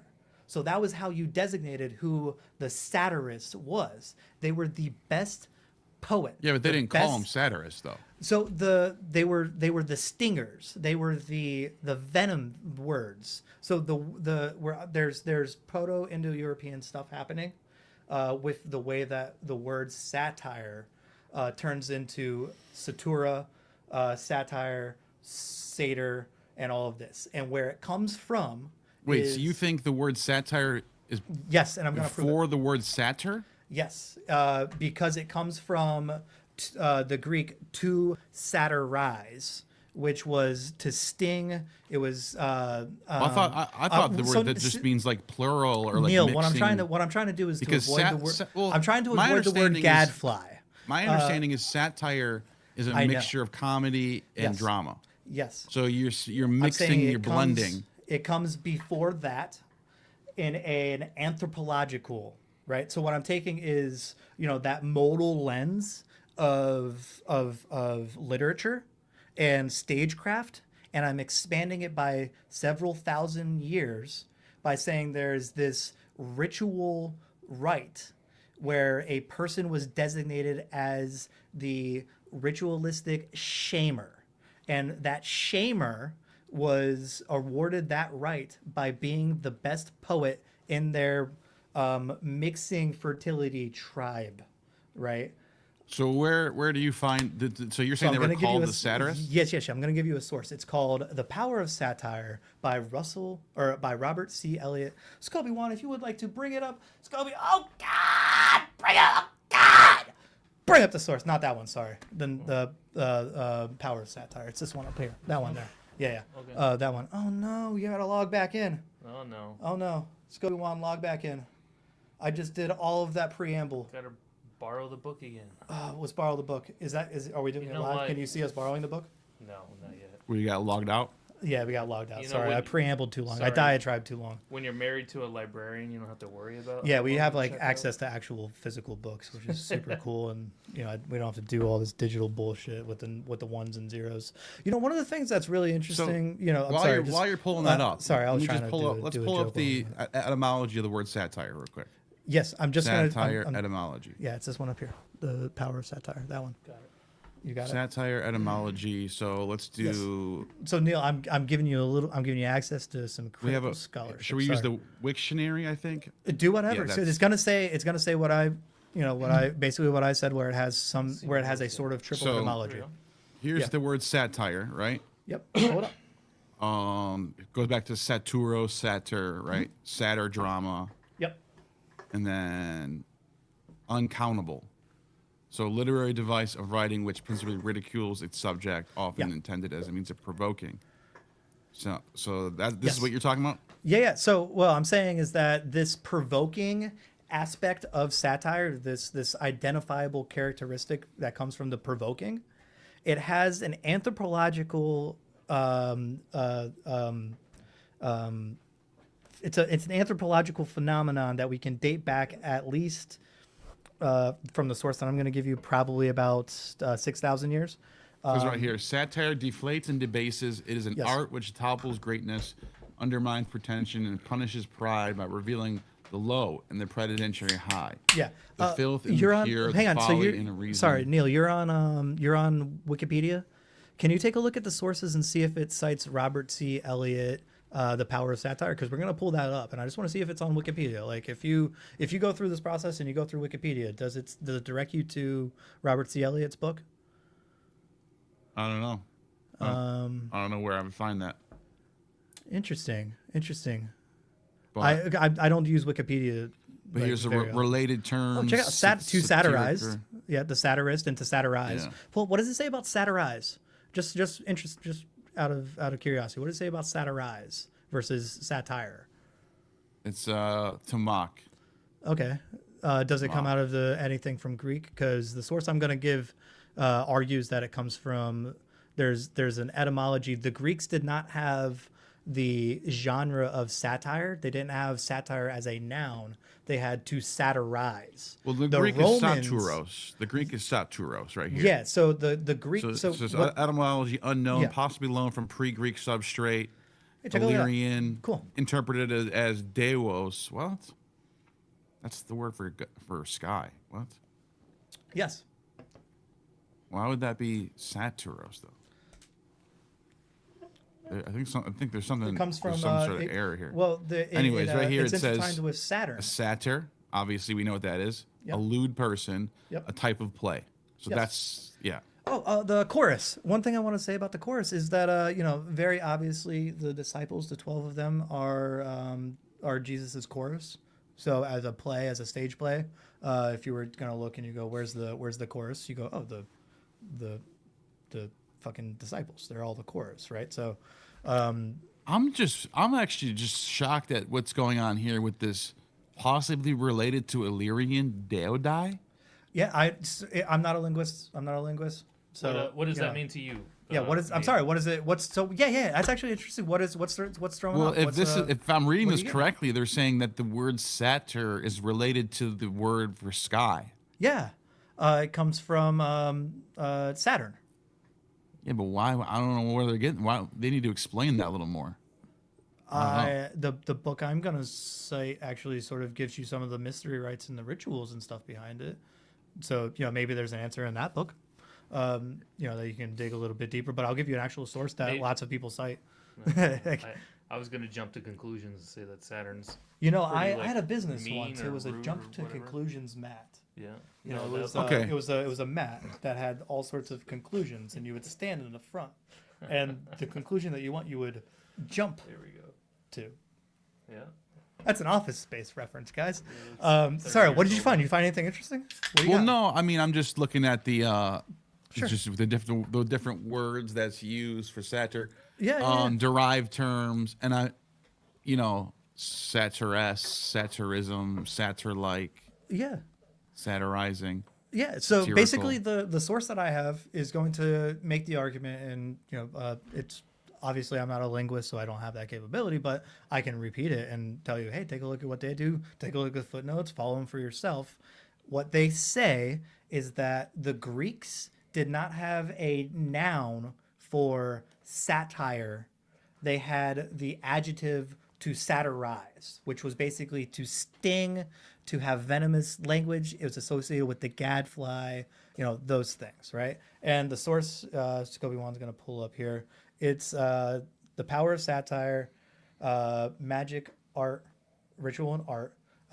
Every single person cites this book if they talk about satire. I can show you sources that I can pull up that also cite this book. So this, what is this? When is this written? This was 19 what? written 1960 and is the definitive source still to this day on satire, on this concept, right? It goes back to the dancing around these phallic poles, having a designated. Why is it the definitive book though? What do you mean? It's the book that every person still to this day cites when it comes to talking about how the mystery rites relate to comedy and the progress on stage and everything. I'm telling you, this is a fucking awesome book. And so Derek from Myth Vision actually, on my recommendation, bought a hard copy of this. So he has it in his hand too. So he can show you this shit. If you want to pull up the table of contents and just take a look at all of the things that are covered in this book, just so you know that I'm not bullshitting you, right? I don't see the table. There's just keep going. There's definitely a table of context in the book. It jumped to. No way. Yeah, there you go. Take a look at the table of context. So, the first part, it gives you specifically about ancient Greece. It gives you about Arabia, which is where a lot of this information about the poetry battle back and forth and hanging the fleece on the tree is maintained. That's a lot of maintained in Arabia. But the Greek is all covered. Chapter 2, you've got all about the uses of the ridicule. So where's this idea of the origin of it coming from? Someone who Let's do this. poll or whatever. Well, I just want to show you. Take a look at. Let's do some strategic word searches. Johnny, if you pull up that little search bar up on the corner. No, right there. Yeah. We can do some word searches because it's searchable. Neil, what words do you want to look up? Just because I pitched this to you, you can. What would you want to take a look at? Well, you said that there was in this book explains the origin of satire going back to some sort of word search fertility ritual, right? Yeah. Type the word fertility. Type the word ritual. Let's just say ritual and see what comes up because that's. It's on the screen. It's on the screen. Hey, you're asking me to do some shit on the fly. I'm RITAUAL. RITUAL. RITUAL. Yeah. In space. There you go. Not Yeah. space. Thank you. So there's 66 times where the term ritual is mentioned. It's gonna be Well, I'm just telling you, this is how 68 times. Sure. Well, this is what's I want to show you. A lot of them are duplicates and all this stuff. So what you do is you go through over here and take a look at is it possible to zoom in on some of the things? Because if you Page remember, 6, go to that one right there. I'm just remember the Page name 6? Cornford that was mentioned in one of the previous texts that we referenced. Just showing you how all of these things they reference each other, and I've gone through this stuff. So so right there. Let's go to page 6. It takes you to get to page 6. There's 3 page 6s. Yeah, just go to page 6 on the screen and pull up page 6 and see what it says. So it says, the joyful invocation of the god Phallus. It got blurry all of a Go sudden. to one. Yeah, there you go. Can you do one single? Okay, nice. Nice. Go back to the previous page because it looks like it cuts off. Yeah. Okay, check it out. I said phallus. I said, you see the phallic songs. Go up to the word to page 6, page 5. Let's start at page 5 at the top. Notice. Go down to 6. We were on 6. Yeah, let's give the whole context of what's happening, and because he talks about Aristophanes, and I just want to show you how this stuff is actually The exact form of the song has never been preserved. Brief Aristophanes, Arcanians seem to incorporate a principle of the right, working on the scene much analogous to material. Hypothetically required ceremonial purpose. The phallic song, in his view, was divided antiphonally. Just go down to the next page. Real quick. So it says the maypole dance. Do you see down here at the bottom of the screen where it talks about the maypole dance? How it's orgiastic. Such ceremonies as maypole dance, Yes. whose kinship of ancient phallic rites we know, but in the iambic component, the phallic songs break sharply into the mood of solemn joy. Yes. How are we to account for it? The entire rite is magical. The purpose was to stimulate fertility, the sacred energy of life. Its method was to coerce by magical. Keep going down. I can't see. Yeah. The entire magical means, the responsible spirits or powers. The ceremonial had two aspects, as it were: the invocation of good influences through the magic potency of the phallus, the expulsion of the evil influences through the magical potency of abuse. The phallus itself is no less a negative charm against evil spirits than a positive agent of fertilization. But the simplest of all methods of expelling malign influences of any kind is to abuse them with the most violent language. Right. In his commentary on poetics, notes that violent abuse forms the most effective spell against demons. He cites Apollonius of Tyana, who got rid of a vampire by insulting her. The scurrilous firmness verses sung at wedding processions. If you want to learn more about demons, check out Neil's most recent interview on essential salts. That was dope. Yeah. This is coincidence that demons popped up. None of this was planned. Just so you know, I'm super good at this chaos magic shit. You're witnessing chaos magic. Just keep going. Shout out to Essential Salts. If you want to talk about this stuff, let me know. Well, I wanted to go back to the maypole thing. So yeah, well, so that's basically what the reason that you have these phallic things is because this stuff comes out of these rituals. Take a look. Hang on. You see the word stinging? You see look, go back up. Look. So look, this is the thing. It's like I'm just saying. I'm going based off of memory. I haven't read this book in probably this is super important. He talks about the iams. Neil, take it from the tippy. Take a look at what he says about venomous, cutting, stinging language. I assume even today, of course, we speak of satire as venomous, cutting, stinging, although we use the terms maybe a little self-conscious about extravagance of what are, for us, metaphors. It was not always so. Our language preserves the memory of a once powerful belief. Archilochus's verses had demonic power. His satire killed. Indeed, all satire kills symbolically. Yeah, I mean, what do you know about Archelaus? Do you know about him though? Archilochus? Yeah, you know about him, right? Yeah. He was a high priestess of Demeter, or a high priest of Demeter. What was he? The high priest of Demeter? And pull up his. He's also a poet, so He's an insult poet.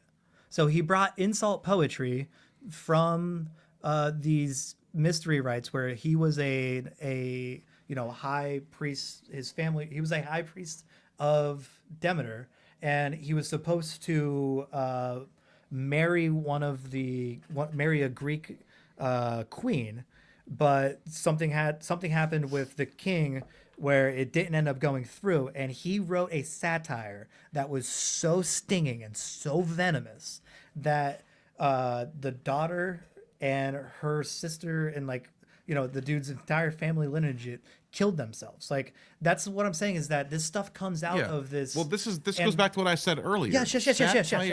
Yes. Satire doesn't have to be a concept yet. Yes. People can be doing things that are satirical. Like satire is as old as humans, basically. That's what we both agree on that. So it's not like but I don't think this is like I don't think they were called satyrs necessarily. I think they were called I think the term I don't know. I think there's two different questions happening here. So pull up type in the word satirize up in this word search, because I know that I can show you how he makes the argument and show you the citations that he says. Type the word satirize. Satirize. Right? Because he makes a differentiation between the word satirize and satire. Let's just, because it only pops up 12 times, so it's not going to take a ton to to find it here. But if you can see on the side here how we're doing this, and also if people don't know how to use this source here, you're getting a tutorial on how to use this. Scroll down. Let's keep finding it because it's going to jump out of this. I was looking for my Archilochus copy that I got over here. I don't know what I did. You have it? But yeah, I have the translation of the Oxford translation of it. His stuff. Actually, he's in. I believe he's in Loeb too. Okay, pull up. Yeah, take a look. So Neil, take a look at this. Page 102. Right. So, he talks about take a look. So all this stuff about the medley, the mixing, all of this is already covered. If you take a look at here, pull up where he talks about horse. So if you want to start. Take a look. So we found part of the citation here. And he says that it does come from... What I'm understanding here, he's basically saying people would do these things that we call satire are actually things that we've always been doing. Like, yeah. I don't think anyone would disagree with that. I don't think that's really a very... I mean, it's interesting to think about. Like, people have been doing satirizing forever. Yeah, and it's very fascinating to think that. But I don't think anyone would disagree with that. I don't think anyone would even... No, I'm saying is that what we're reading right now is the reason that no one right now would disagree with that is because this book in 1960 paved the way for that, to make what I'm saying inarguable against, right? So if anybody says, something, argues against this, they haven't done any preliminary research, right? So, all right. But what do you mean by argue against this? What saying would that be? Saying that satire isn't, this anthropological phenomenon. It's only, a phenomenon that the Romans did and the Greeks didn't do it.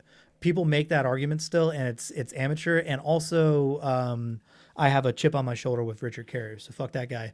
He doesn't know what he's doing. I think what people would mean by that is when Roman satire becomes its own thing, there's a different genre of satire that evolves from Roman satirists. Yes. So the Menippean satire would be the Greek side, and then you would have exactly. The Romans would be yes.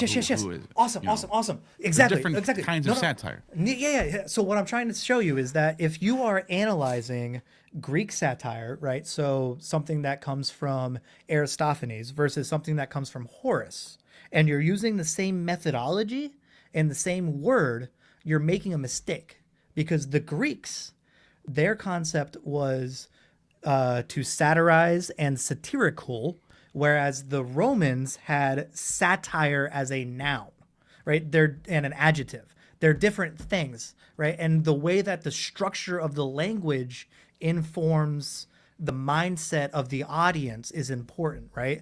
And what it is that the people who, like the Romans, when they think they were doing satire, versus the Greeks when they think they're doing satire, versus somebody like Lucian, who is familiar with both Roman and Greek satire, and he's doing a rhetorical thing that's actually fucking phenomenal. So, I just want to show you, like, I'm not making this shit up when I say it comes out of this insult poetry, the I am poetry. And you have a source here talking about the I am poetry. Yeah. Pull it up. Sorry, I'm looking at it. This is Archilochus right here. Yeah. I mean, but it's also the iambic is like the meter. So, but also iambe. You can have satire in pentameter, Yes, because it's a mode. It's a mode. You can have really satire matter, in yeah. any mode. What it is the intent. What it is the artistic form, right? And at the time, right, they didn't have what was the one that you used, Tim and Eric, right, at the beginning of the episode. The Yeah. Greeks didn't have Tim and Eric, but Tim and Eric had Aristophanes, right? So you can see how the art form itself has evolved over time. That book does a great job tracing it all the way back 6,000 years pre writing, and traces those mystery rites directly to Aristophanes and what Aristophanes did on the stage, right? The reason, so at the center of the theater, you would have this fire altar, right? Yeah. So that is the phallic pole that's danced around, that's symbolically and mimetically maintained all the way from that ritual where you bury the phallus in the ground and dance around it and your rhythm fucks the ground. And the meter that you do your poetry in was informed by the dance steps around that maypole. That book that I just showed you makes the argument way better than I can make it. And, we're doing a super cursory, just look at, some shit and try to keep people entertained. But, iambe. You know who iambe is, right? Yeah. What's your understanding of iambe? I think you know who iambe is, and your audience probably right now doesn't know who iambe is. It's the character from the Homeric hymn, the Demeter. Yes. What do about you want to, off the top of your head, do you want me to do it? Because I can do it while you're pulling up are you pulling up like a Wikipedia about it, or so iambe is no, what do you ask? No, I'm just saying that what do you want me to say? I'm sorry, the insult poetry, right? Where the difference between what the Greeks were doing and the Greek colonized community and those who were maintained within the Greek hegemony, right? The Hellenized people, when they were doing what we call satire, they called it iambic poetry, insult poetry, right? Because that insult poetry directly and was still maintained even when they were doing these fertility rituals, these Dionysian festivals at night. They were still having these ritual poetry battles back and forth. And even the Romans, even the Romans were doing these back and forth poetry battles. The Arabs were doing these back and forth poetry battles. So this ritual that is maintained throughout these fertility rites, people like Archelaus bring and formulate the stage, right? But he was a high priest of Demeter, and he was explicitly known for doing this venomous, Are you sure he was a high priest of Demeter? I think he Google it. Take a look. He might have been I think he was from a family of priests. No, he was. He himself. I don't think he was the high priest though. Yeah, he was. Pull it up. Pull up his Wikipedia. Archilochus himself. Yeah, pull up his Wikipedia. I'll show you. Okay. Let's see. Archilochus. I know he's But I'm saying is that the reason he's super ancient. It's way old, super old. Yeah. So it says, I've established a cult of Demeter. The painting later described by Pausanias shows the poet's father, Teleskius, also distinguished himself in the history of Thasos as a founder of a Parian colony. The name Tellus can have a religious connotation. Some modern scholars infer that the poet was born into a priestly family devoted to Demeter. Yeah, but I don't know if it makes him the high priest of Demeter. Like, it might just be. He comes from. Yeah, that's fine. The ritual that he brings to Athens, right? Does it get into him being basically the snub at the wedding that he interacts? Because I'm sure it probably pulls up where he's wronged, and he does his family's ritual of this insult poetry. to basically, I take a look. Blame poetry, right? Cool. Yeah, Yeah. man. Yo, Yeah, bro, know. you can't believe Wikipedia because the mainstream media controls it. Oh, so take a look. It says it originates from Demeter. So that's what I'm trying to say, right? Yeah, I know. You got I know, hip and I know X, about it's right? the character Yambi. Yeah. I know. But so Iambe, right? Her job, the reason that she is so important to these fertility rituals, is that she shows off her vag. she makes Demeter laugh, Yeah, right? And my entire that's literally philosophy- all she does. Is just show off her vag, and that's all. That's the only scene of But also, Yambi. also, if you read Carl Ruck, Carl Ruck goes very, very in depth about how Iambe was actually a hermaphroditic character and associated with these sculptures of dildos that were used in these fertility rituals, where the Iambe was a dildo. Yeah, there you go. Okay, so Balbo. Balbo, Balbo is Iambe. It's the same person. Balbo and Iambe are the same person. Both of them make Demeter laugh. I'm a Balboist. If anybody needs to know, the Cerberesian school of Cynicism is a Balboian cynic cult that derives from the Church of the Subgenius. But all of this stuff, so it comes right to the Eleusinian mysteries. Take a look. It says right there in no uncertain terms that it is Iambe. Yeah, everyone knows this. No, but everybody knows There's this. nothing- Yeah. So Carl Ruck says that Balbo, when she makes Demeter laugh, and if anybody doesn't know, basically what Balbo does is, if you remember the scene from Ace Ventura where he talks with his butt cheeks, Balbo does that with the front butt, and the divine child also talks. So there's some funny business going on with the fingers and stuff, where the divine child talks and Balbo uses her front butt to make Demeter laugh. This is an entire thing. Like Wait, what do you mean? What about the divine child though? You said? So the divine child, Balbo gives birth to a divine child. Jesus is this divine child. Jesus is the child of Balbo. Wait, where are you getting this from? This is me just ripping. Yeah. Sure, admitting it. Does Balbo actually give birth though? Yeah. Balbo gives birth to a divine child. It is one of the. So what's happening here with this? What you're seeing is that it's just okay. You got to read Carl Ruck about this, and I'm telling you, I'm not making this up. I'm the founder of the Carl Ruck fan club. I wouldn't fucking besmirch the dude's name by putting words in his mouth. But he says in no uncertain terms that the divine child of Balbo and Iambe. You're talking about Iacchus? Is Iacchus, is Io, exactly. So is Iacchus. Iacchus is Jesus. And if you understand, remember when I told you, he's the son of Demeter, not Balbo. No, so Balbo in certain sources, the sources that are associated with the Samothracian mysteries, the son of Balbo is the same character that is the assistant to Balbo, Balbo's cupbearer. Balbo's cupbearer, according to Ruck, is her divine child, which is Icar, what we know as Jesus. So what source says that Balbo gives birth out to Iacchus? I thought it was Demeter gives birth to Iacchus. No, so according to Ruck, Balbo gives birth to Iacchus. Where does he say that? Do you want to pull up? So do you know how to get? Yeah, Carl? I'd love to see that.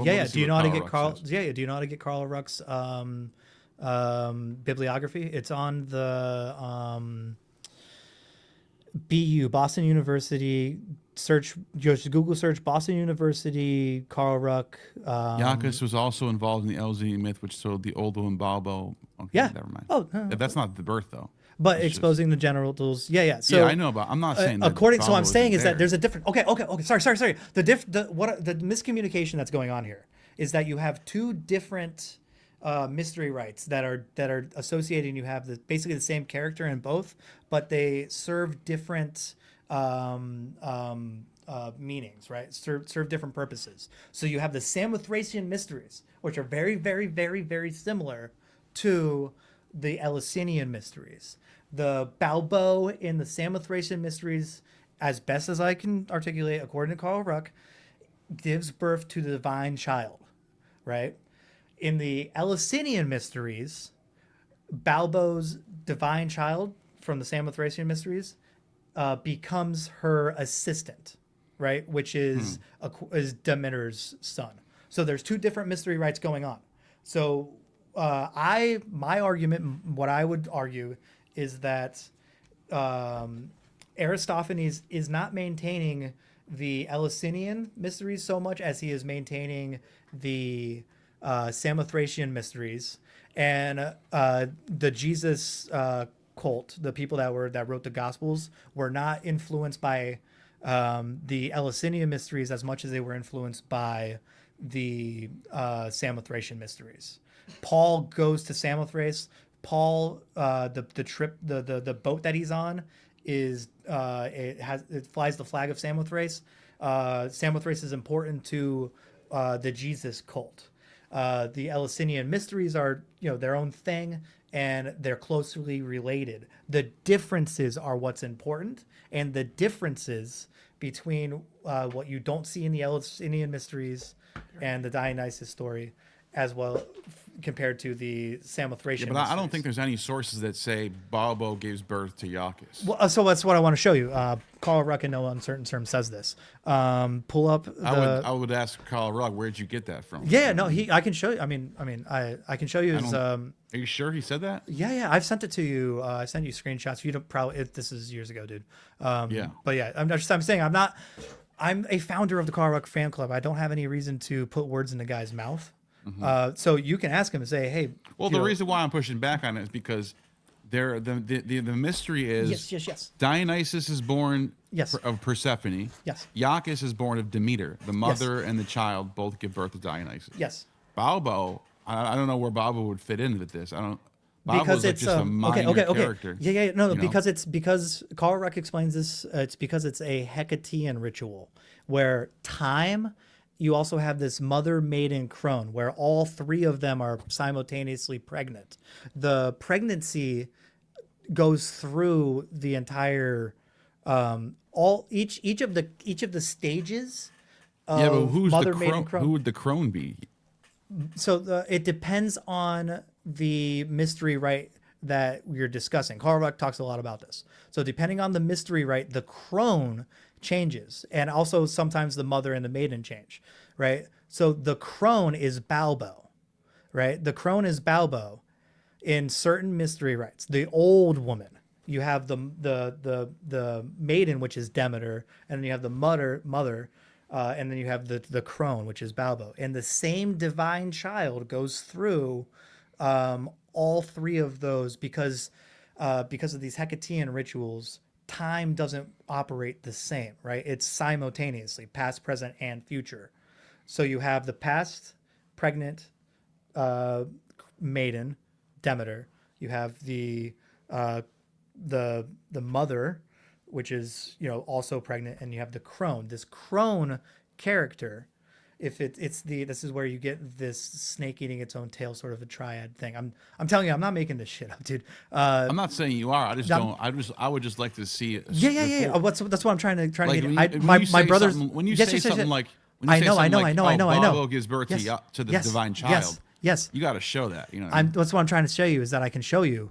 My brother's not here, so I can't have him pull it up. Can you pull up Carl Ruck's bibliography? It's on BU's website. Carl Ruck's bibliography. Yeah, Carl Ruck bibliography.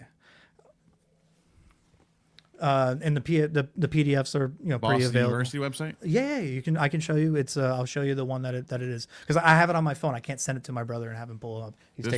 My brother's taking a dump. We're Borberites. Yes. I can't see your screen. Sorry. Shit. Do I have to click on you? You have to click on the bottom part. There. Okay. Yeah. So take a look at because it lists his entire bibliography. Selected public works. Oh yeah. Check out Carl Ruck. I don't know. Damn it! I know I've shared it in several Discords, but I'm banned from a bunch of them. so I can't go back and find it. But it has all of his no, it's on BU's, it's on BU. You click on it and it's like his CV, you know, where it shows all of his published works, and it shows like articles that he's written and shit. I fucking pull it up on my phone. Fuck. It's not that big of a deal. Well, I'm saying I'm not bullshit. All I'm saying is I've never seen anything, any sort. It's either Demeter who gives birth to Iacchus, or Persephone that gives birth to Dionysus. Exactly. And what Carl Ruck is saying is that there's this crone character, which is Balbo, which is the old, like the old woman. She has the same divine child as Persephone and Demeter. Right, so Persephone's the sorry, I fucked it up. I'm sorry. I know why the confusion. The Persephone's the maiden, Demeter's the mother, and Balbo's the crone. Right, so you have this triadic structure. Right, so you have past, present, future. You have all of them represented. From what Carl Ruck or not, I'm sorry, Carl Jung says, it's Demeter, Corey, and Hecate. Well, so that's what I'm getting at, is that depending on the ritual and where it is, and at that, you know, when it was recorded, the triad changes occasionally. But if you recognize that the triad is maintained structurally, right? The structure is maiden, mother, crone.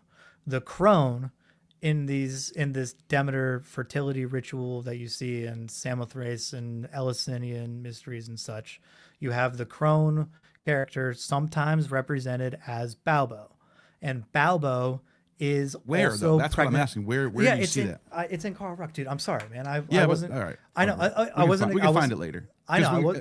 We'll do Carl Ruck saying something doesn't do anything for me. I need to see. But you can take a look at Carl. You can take a look at Carl Ruck's primary sources. I'm saying that, you know, you and I both trust Carl Ruck to a certain extent, where I wouldn't misrepresent it. I've also sent it to you previously. I've sent you screenshots and shit. I didn't come prepared, you know, expecting to talk about Carl Ruck. No, I don't care. It's not a big of a deal. Yeah, I was just wondering. But that sort of gets to where, you know, I identify certain forms of the satire that's taking place in you know, the example that you gave previously with Matthew with Jesus harvesting grain on the Sabbath. Yeah, right? he's pointing at the absurdity of the law of the.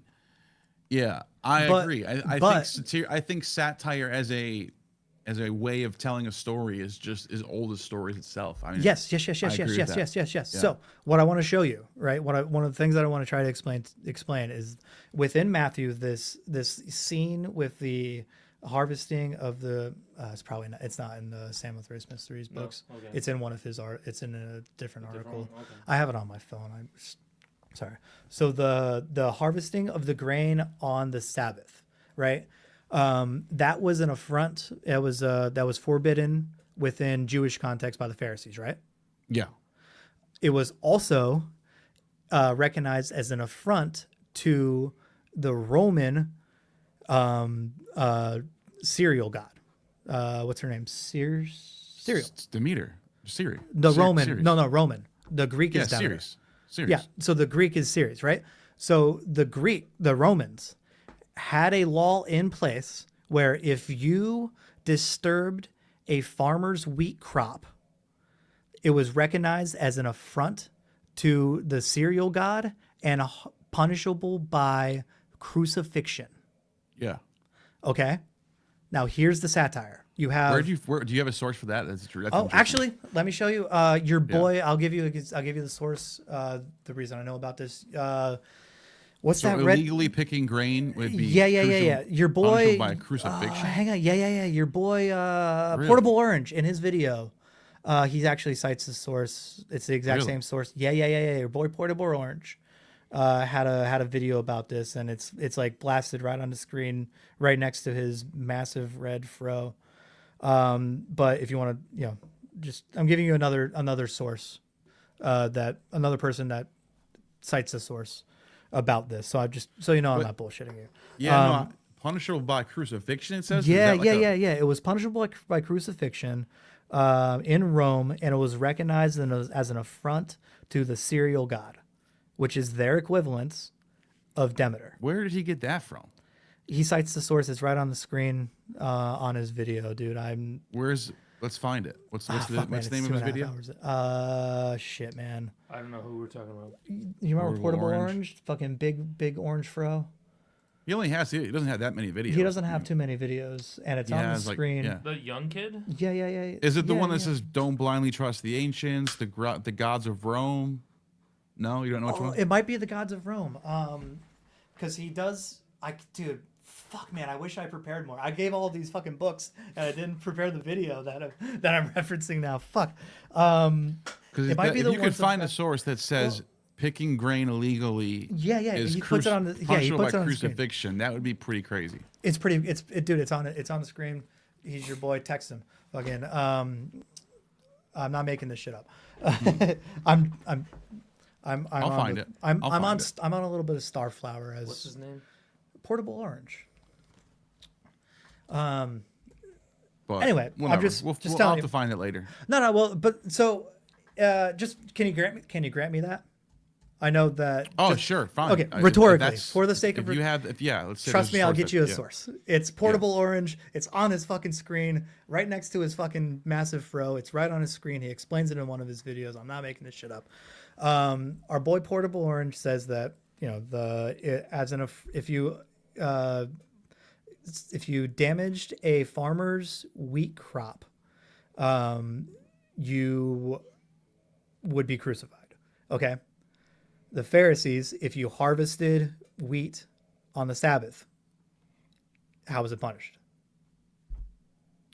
Well, I mean, they wouldn't necessarily just condemn you to death for violating a Sabbath law. Exactly. but It was against their law. It was against the law. Yeah. Exactly. So what the satire is happening is that there's two targets. It is the Pharisees and the Romans. The Pharisees are looked at from their perspective as traitors, right? They are willing to, enforce whatever laws are compatible with the Romans and throw out all the other laws, right? And then you have this Hellenistic tendency that comes out of the cult of Demeter. And the point is laugh again to ensure the harvest, right? The satire is that Demeter's laws, Demeter's rights are far more ancient and far more potent than the Roman rights and the Jewish rights. The Jewish rights are susceptible to whatever, context they're in. They're flexible and are willing to be, turn the other cheek to the usurper, to the oppressors. Whereas the authentic, anthropological, rights that originate with Demeter in the theater that were still maintained on the stage. The Roman, they was still maintained on the stage. Like the common milieu between all three of these cultures were the festivals of fucking Dionysus, which were on the stage, right? Mm-hmm. So these words, the rhetoric, the terminology, they were all maintained because they originated from these ritual rites. Yeah, so you're saying the gospel author, Mark in particular, Yes. was shedding light on this idea that these actual rites are actually way more ancient, and that it's poking fun at the idea that they have a law about picking grain on the Sabbath. I'll do you even one more radical. I will say that the author of the Gospel of Mark witnessed a stage play at a Dionysian festival in the Galilee and orated his eyewitness testimony of what that stage play was. And his eyewitness testimony is that stage play was a comedy. Well, why do you say that? Because of the way that he formulates his rearticulation of this stage play. As a comp, okay. It was a comedic stage play at a Dionysian festival that the gospel writer of Mark gave his eyewitness testimony of. It was not actual, crucifixion of a guy named Jesus. It was a character. Pull up on Tiger Shark's stage. quote. Pull up Tiger Shard's comment. Tiger Shark, you're gonna. What are we doing? He found a source that backs up what you're saying. Natural history. Let's pull this up. Natural history 18. Oh, because this I'm not even saying like. I'm telling you that I can't remember the source. But I remember. I'm telling you, I'm giving you my recollection of. I'm doing also performance art. Remember how I tell you that, I'm articulating how Mark You remember how I said that Mark re-articulated his recollection of what he witnessed? I witnessed Portable Orange, his massive fro on a screen with a source up here that says, this one right here. Well, I'm saying is that I'm not bullshitting. The 12 tables made pasturing animals by stealth at night on crops grown under the plow or cutting it, a capital offense for an adult. Okay. And the person could be executed by hanging and reparation to Ceres, a heavier punishment than a conviction of homicide. Okay, so yeah, there you go. So, okay, great. Awesome, wonderful, right? So we've established that according to the Roman law, Jesus broke a law that was punishable and Mark by does have a lot crucifixion. of, we already established Mark has a lot of Latinisms going on. Yes. I'm saying that the difference between Matthew and Mark is that Matthew turns this into a drama, whereas Mark is a comedy. Matthew includes this interesting conflict because it's pertinent to the narrative structure of tragedy. It's not included in Matthew because the stage play originally was structured as a comedy, and that sort of conflict would not be expected. But Mark does this interesting mixture of Greek and Roman and Hellenistic Jew, Roman and Greek culture, I guess. He does this interesting mixing. It's almost self-evident at this point. It's almost transcendentally. I can make a transcendental argument for the Gospel of Mark being satire, based purely on logic. But I would say, I would agree. Satire. I would agree with these elements. Yes. But I would say this doesn't get us to the genre, because the genre is the gospel is a weird genre. It's trying to do all this mimetic connecting with the Old Testament, trying to fulfill Old Testament motifs, trying to make Jesus as the Messiah, trying to get you to believe. Yes. Perfect. With the same time, using comedic, satirical, comic elements. Neil, I fucking love you. But that doesn't mean it's a comedy per se. I'm just saying. I'm saying is that the sources that I've given you have well established that Mark has this triadic structure. Matthew has this tragic 5-act structure, right? The sources you can go back through them, fact check me. One of the things that I want to point out is that I totally just blanked. Keep going. Well, I was just saying, I think what you're saying is very useful for looking at this and going, remember, just because this is the Gospels and we think of it as very serious and religious as a religious text, doesn't mean it can't also use and employ literary devices that you find in comedies and satires. Yes. That's what I think is the takeaway here. One of the other things that I wanted to include and to show you, there's ways that you can tell that certain things were articulations of stage plays versus things that were originally recorded on a book, right? As purely literature, right? Characters talking over each other or saying the same thing simultaneously, right? That is a element of stagecraft, not an element of pagecraft, right? Pagecraft is how things work when it comes to how you read them. Stagecraft is how things work when it comes to how you experience them to you, right? When things are happening to you, right? Does that make sense? Pagecraft and stagecraft, those are two different things. But you do. So then the Gospels aren't written in a playwright form. Okay, the thing is They're written more in like a. I mean, it's hard to even describe. Like, I think it needs to be its own category of what the gospel is doing. Like, for example, let me share my screen. Let me show you what a playwright looks like. This is Aristophanes' Wasp, for example. I know. Here, share my screen. Okay, so Aristophanes' Wasp. It literally tells you the stage building represents the house of the love claw and the roof. So, Neil, netting covers the entire. So it sets up the stage in the text. I understand, but that is not necessary for something to be identified as a stage play, right? Those notes, a lot of that stuff is Byzantine. Sabazius.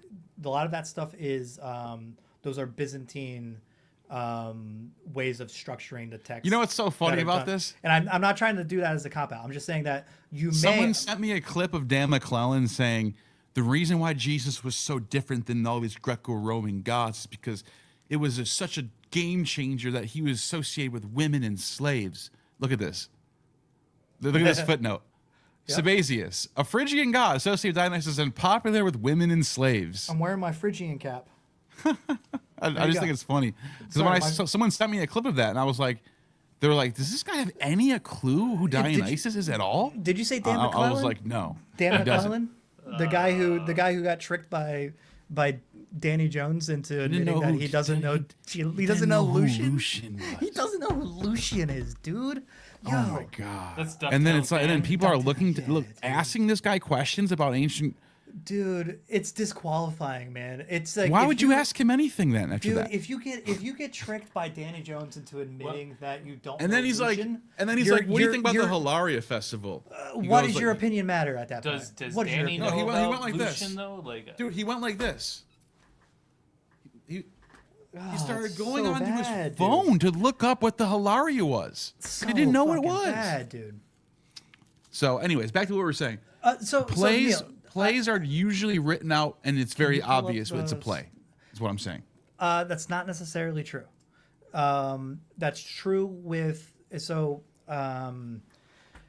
what plays are. These are what plays are.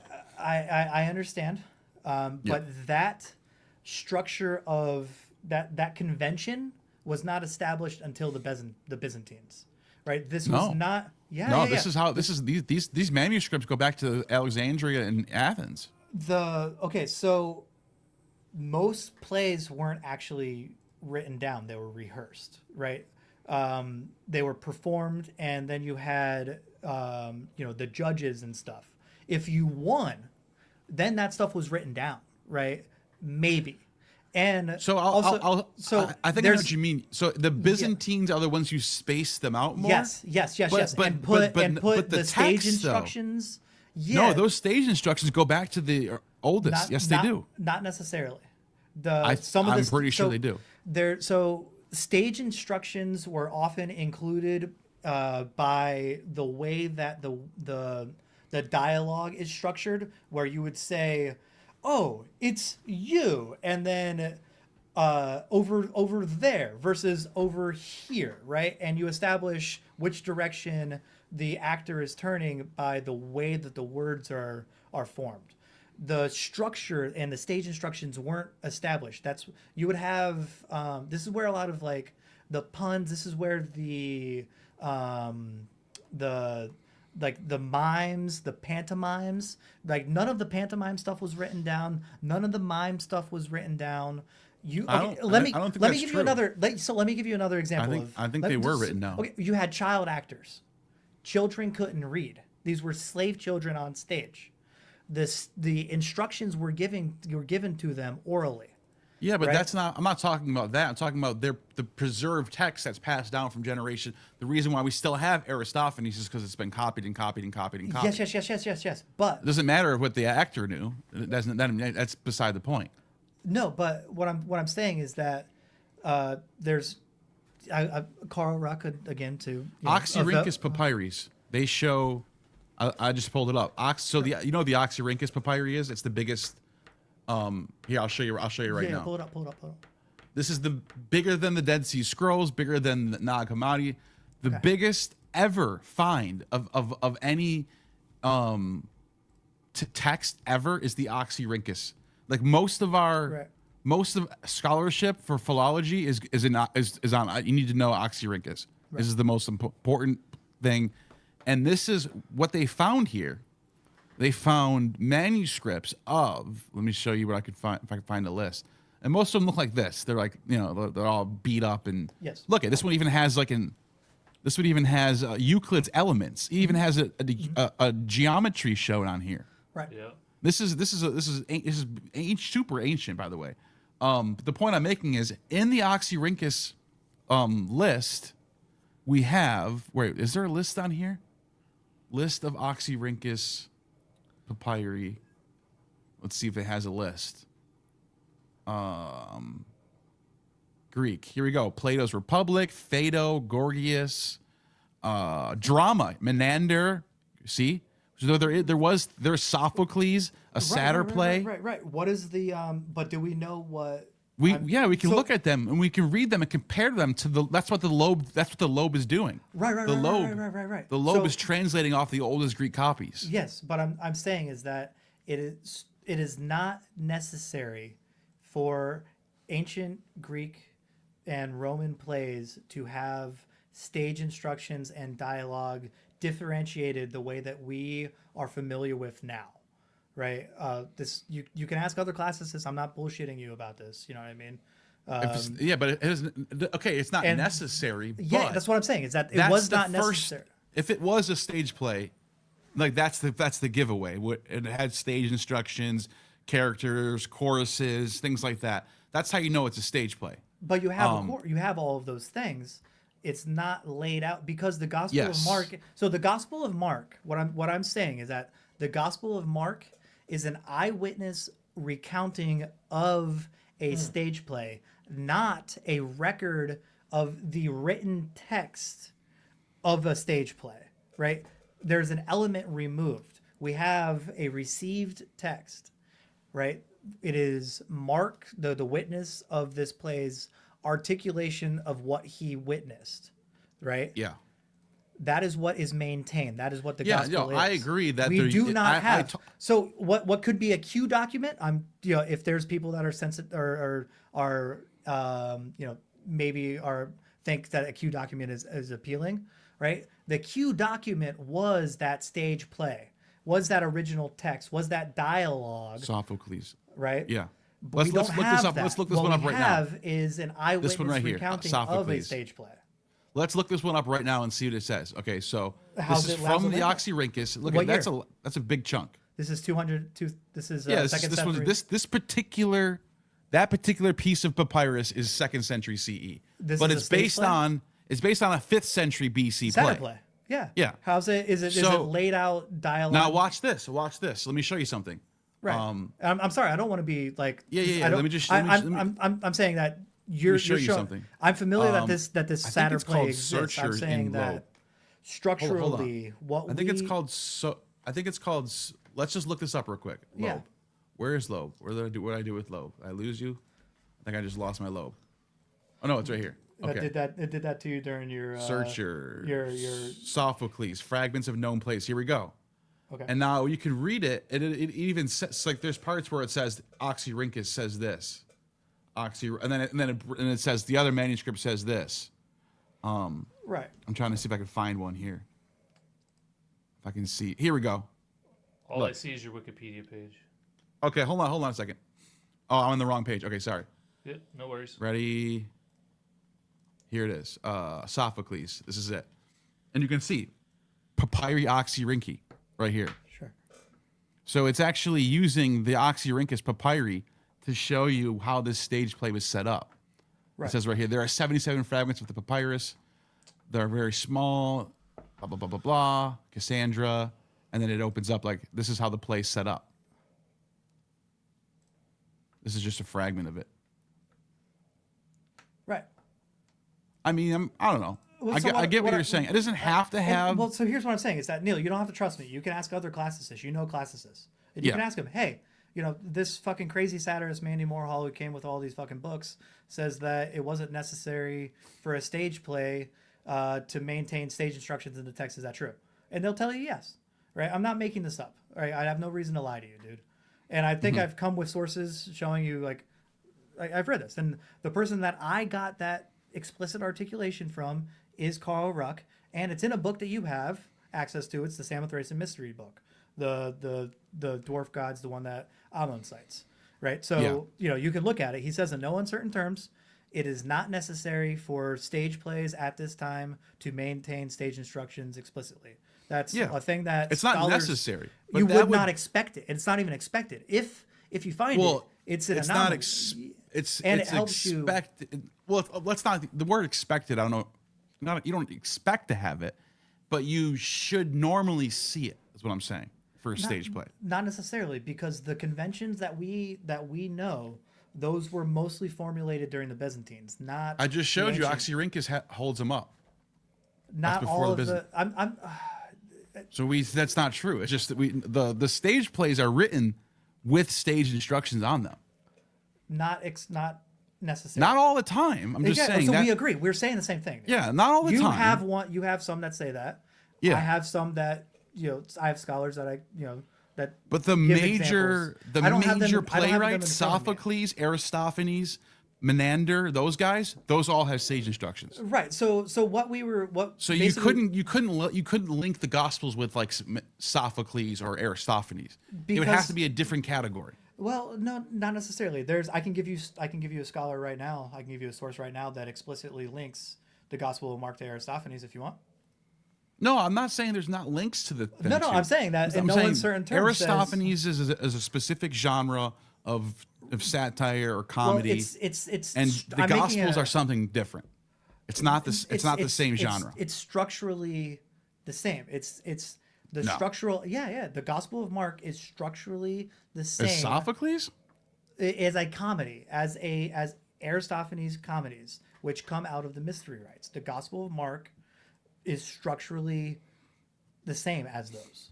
I can give you a book right. I think from what we've been looking at, people are saying that it borrows elements of those. Like it's heavily borrowing from the structures of Greek comedy, Greek satire. You cannot separate the structure from the final product. Without that structure. So why doesn't every single person think that Mark is a comedy? Most people don't study comedy. I'm talking about scholars. I know most people don't study comedy. Comedy and satire is one of those things that is understudied. It's a specialization. Okay. It's not one of those things that. So there's only a few. Here's my thing, Mandy. Why can't it be? Mark is written, and it's the Gospels, whatever. Let's just call the genre brababa. It's a genre called brababa. We just made up a genre. Sure. This genre of brababa borrows a lot of elements from Greek comedy, from Greek tragedy, from Greek satire, from epic, from epic Homeric stuff, from history, novels. Yes. It seems to have a lot in common. Have you read the novel Daphnis and Chloe by Longus? It's written kind of like the Gospels are. The story unfolds. Yes. I don't know if I would be able to honestly sit there and be convinced that Mark is a comedy, period. It's just a comedy, period. Like, I can't. We just did a cursory, quick word search on, 7 sources that say that it is in no uncertain terms. And they all say that it borrows elements from comedic plays. The structure. It is structured. You can't separate the structure. If it was a tragedy, it would resemble the Gospel of Matthew, because Matthew is structured as a comet or as a tragedy. No, there's parts of Mark that are using that structure, not the whole thing. That's what the text you showed me said. No. We didn't read them in any exhaustive manner. But nothing you showed me said that the entire Gospel of Mark is structured as a comedy. It says this particular part, this particular verse is structured like a comedy. This particular thing, not the whole thing. Yeah, I'm telling you is that Because that's a the sources- crazy claim to make. Mark is a comedy. You can the books that I showed you say that. Who's saying? No, they Okay, don't. Here, pull up another source. I'll pull up Said one more. Mark is a comedy. I Like will, it's yes, just I a pulled up- comedy. yes, I'll pull up one more. What's that lady's name? No, She read a whole book on that. yeah, she wrote a whole book on it. But also here, pull up the one that the one that was shit. Where did it go? Why is it not up there? What do? You, Which one? it was one of the archives. Oh, Why is it not up there? I'm not Kelly seeing it. Iverson, Baylor University. No. Because I just did a quick There- chat GPT. Are there any scholars who say Mark is a comedy? It says there is not a mainstream scholar who argues that the Gospel of Mark as a whole is literally a comedy in the sense Yeah. of Greek comedic drama. However, here are some scholars who say exactly what I think we were agreeing So- on, Yes. which Neil. is that parts of Mark 8, for example, uses humor and comedic depiction, structure, things like that. Yes, and basically what I'm trying to show, I admit it from the get go. I'm doing a Malt and Bailey, where I'm making a radical claim, and I am allowed that poetic license because I am a satirist. Okay. I'm doing satire. I've been doing satire this whole time and making reference to satire and doing the performance art and the rhetoric and the Yeah. diatribes and all of those things. My brother probably managed to close out on the archive.com.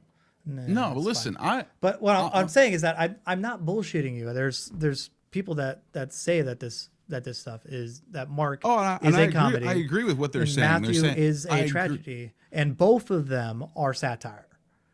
There's a podcast there's a podcast that's on Spotify. No, but I agree with what they say. I agree with how Yes. they word it when they say Mark is using all these elements from comedy. Perfect. And I agree with Yeah, that. no, that's the intent of my performance Yeah. art. The intent of my performance art is what you have just yielded, right? Yeah. And you agree with what I I'm saying. totally agree, You all over don't the agree place. with my radical claim that it's all comedy and it's all Yeah, satire. I wouldn't But say that. I'm saying how far is it 25%? Is it 75%? Is it 80%? How are you what metric are you using to determine that I am wrong in my claim that it is all? Is it 99%? Is it 97? Where? Because What do you know mean? what I mean? Well, I'm doing Mott and Bailey. What I mean is to do bait and switches and to trap and to do all that, and ultimately drive home the message is that there is established methodology to analyze the structure and the comedy that's going on in the Gospels and stuff. Sure. And it originates from these ancient mystery rites having to do with dancing around phallic poles that then were influenced the Dionysian stagecraft, which is maintained in the Gospels, right? Yeah. So it's not a crazy claim. I'm No, doing this Mott and Bailey. I think what you're pointing at Yes. is very real. Yes.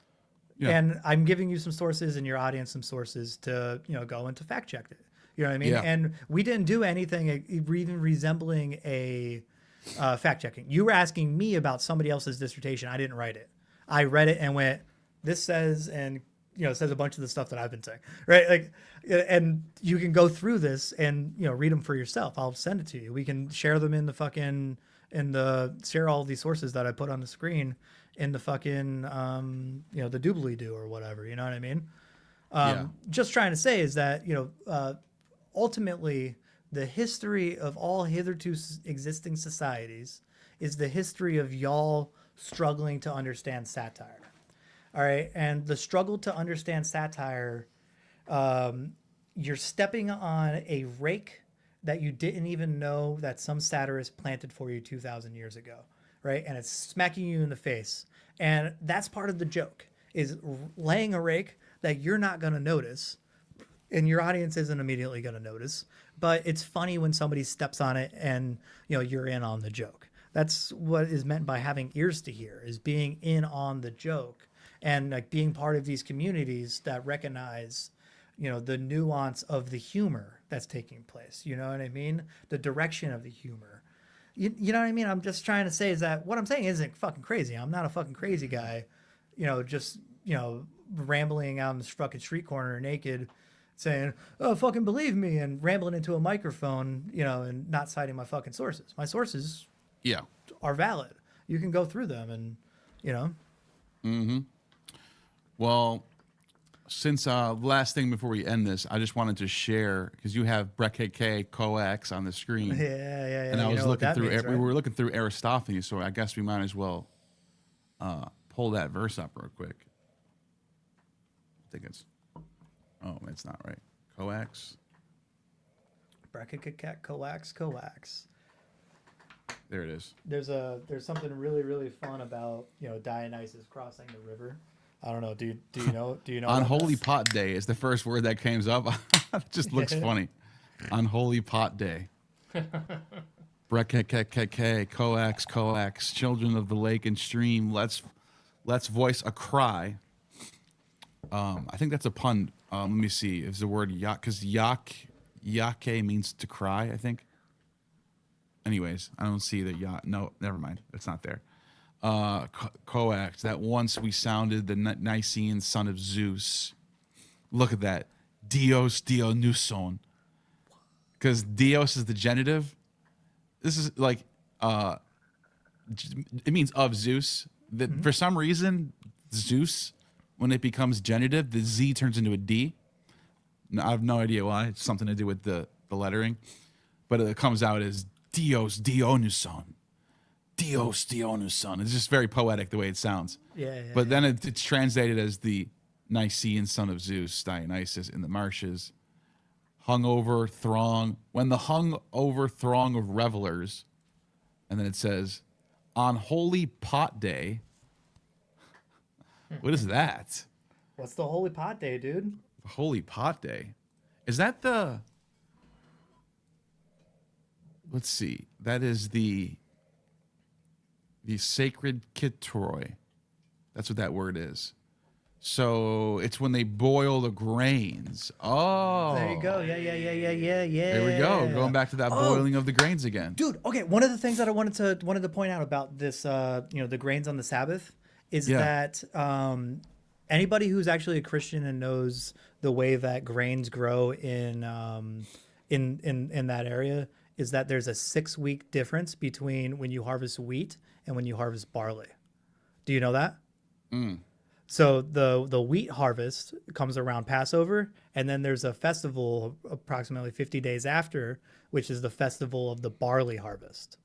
So Jesus, during the Passover, that's recounted in Matthew, the grain that he stole is explicitly wheat that he rubbed between his hands, not barley, because it was not during the barley harvest. Little fun fact. And you guys can go look and look up. Somebody probably fact check me what that festival is that comes 50 days after the Passover. But that festival right there in particular was meant to celebrate the barley harvest rather than the wheat. Yeah. It's approximately 6 weeks after. My background is in wheat and grain studies and heirloom, specifically about heirloom grains. This is how I got my background in this. Isn't that right around St. Patrick's Day? I don't know. It depends on where you are in the world. You know what I mean? They didn't celebrate St. I know Patrick's Day in the ancient Athenian calendar was based on the wine culture, like how wine is produced. So there's the dying and resurrection of Dionysus throughout the year, the birth, the planting of the seeds, the first the premature birth, going back into the ground, and the actual birth, and it's all cycled based on wine. Yes. So some people might argue that if John is a mimesis of the Bacchae, then his death and resurrection could also be a symbol of pulling the grapes killing the grapes from the vine, stomping them out, and then making them into wine. And Neil, I want to show you and point out a couple of things that you're doing while you're talking. You're acting. You're embodying what it is that you're describing, right? Yeah. Yeah, that is inseparable, right? Say exactly what you just did, but have your hands down and say it with a straight face. It could be symbolic for the Gospels being that Jesus is like Fuck wine. off, fucking nerd! You fucking nerd! Get the fuck out of here! Like the point is that articulation, that ecstatic, that demonstration, right? Do you know what the Greek word for doing this on the street corner was? Mime. Greek mime was street art, was street philosophy, right? Yeah. Pantomime was a different thing where you're on stage dancing, right? Yeah. Both were done by beggars. Both were done by slaves. You had different sort of classes where you had, you know, professional class of pantomimes that were professional dancers, all male. The difference between street art and Greek mime, which is like the art that you would see in the agora, versus what you would see on stage, was whether or not you had female actors. Yeah. Right? The Gospels have female actors. They are categorically Greek mime. It is agoric street art. It is not what you would expect to see on the stage. That's why your audio just got really, really bad all of a sudden. Like, it's horrible. Like, I can't even hear you right now. Fuck, man. So really bad too. I did gotta get going anyway, but it's that I can't even hear you. I don't know. Is the audience? Yeah, the audience is saying so. That too. Is that? Is it not just me? Or is it everyone? It's you. I can't hear. Can you hear? Yeah, you're frozen right now. So. Oh man. Why don't we? Maybe that's the muse telling us that we're done for the day. The muse delivered. Hail the muse. But, hail Eris. Hail Eris. Hail Yep. Eris. You're back. Neil, I just want to say, you know, I think, you know, I think that what I'm trying to do is I am a person that does this art form. So when I'm trying to explain the art form, I'm explaining it as a person who does it. You know what I mean? And you're not a person necessarily who does it the same way, you know, so you're looking at it from a different way. So I'm trying to explain to you something that I do as well as something that I read about. So I'm trying to give you sources to meet you halfway, right? To go like, no, hey, I get it. The mindset that this stuff was written from the mindset of a person like me.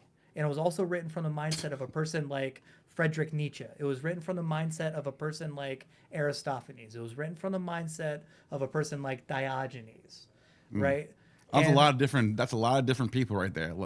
I know, but they all that was a wide range of people right there. They all have a thread that you know, that connects them.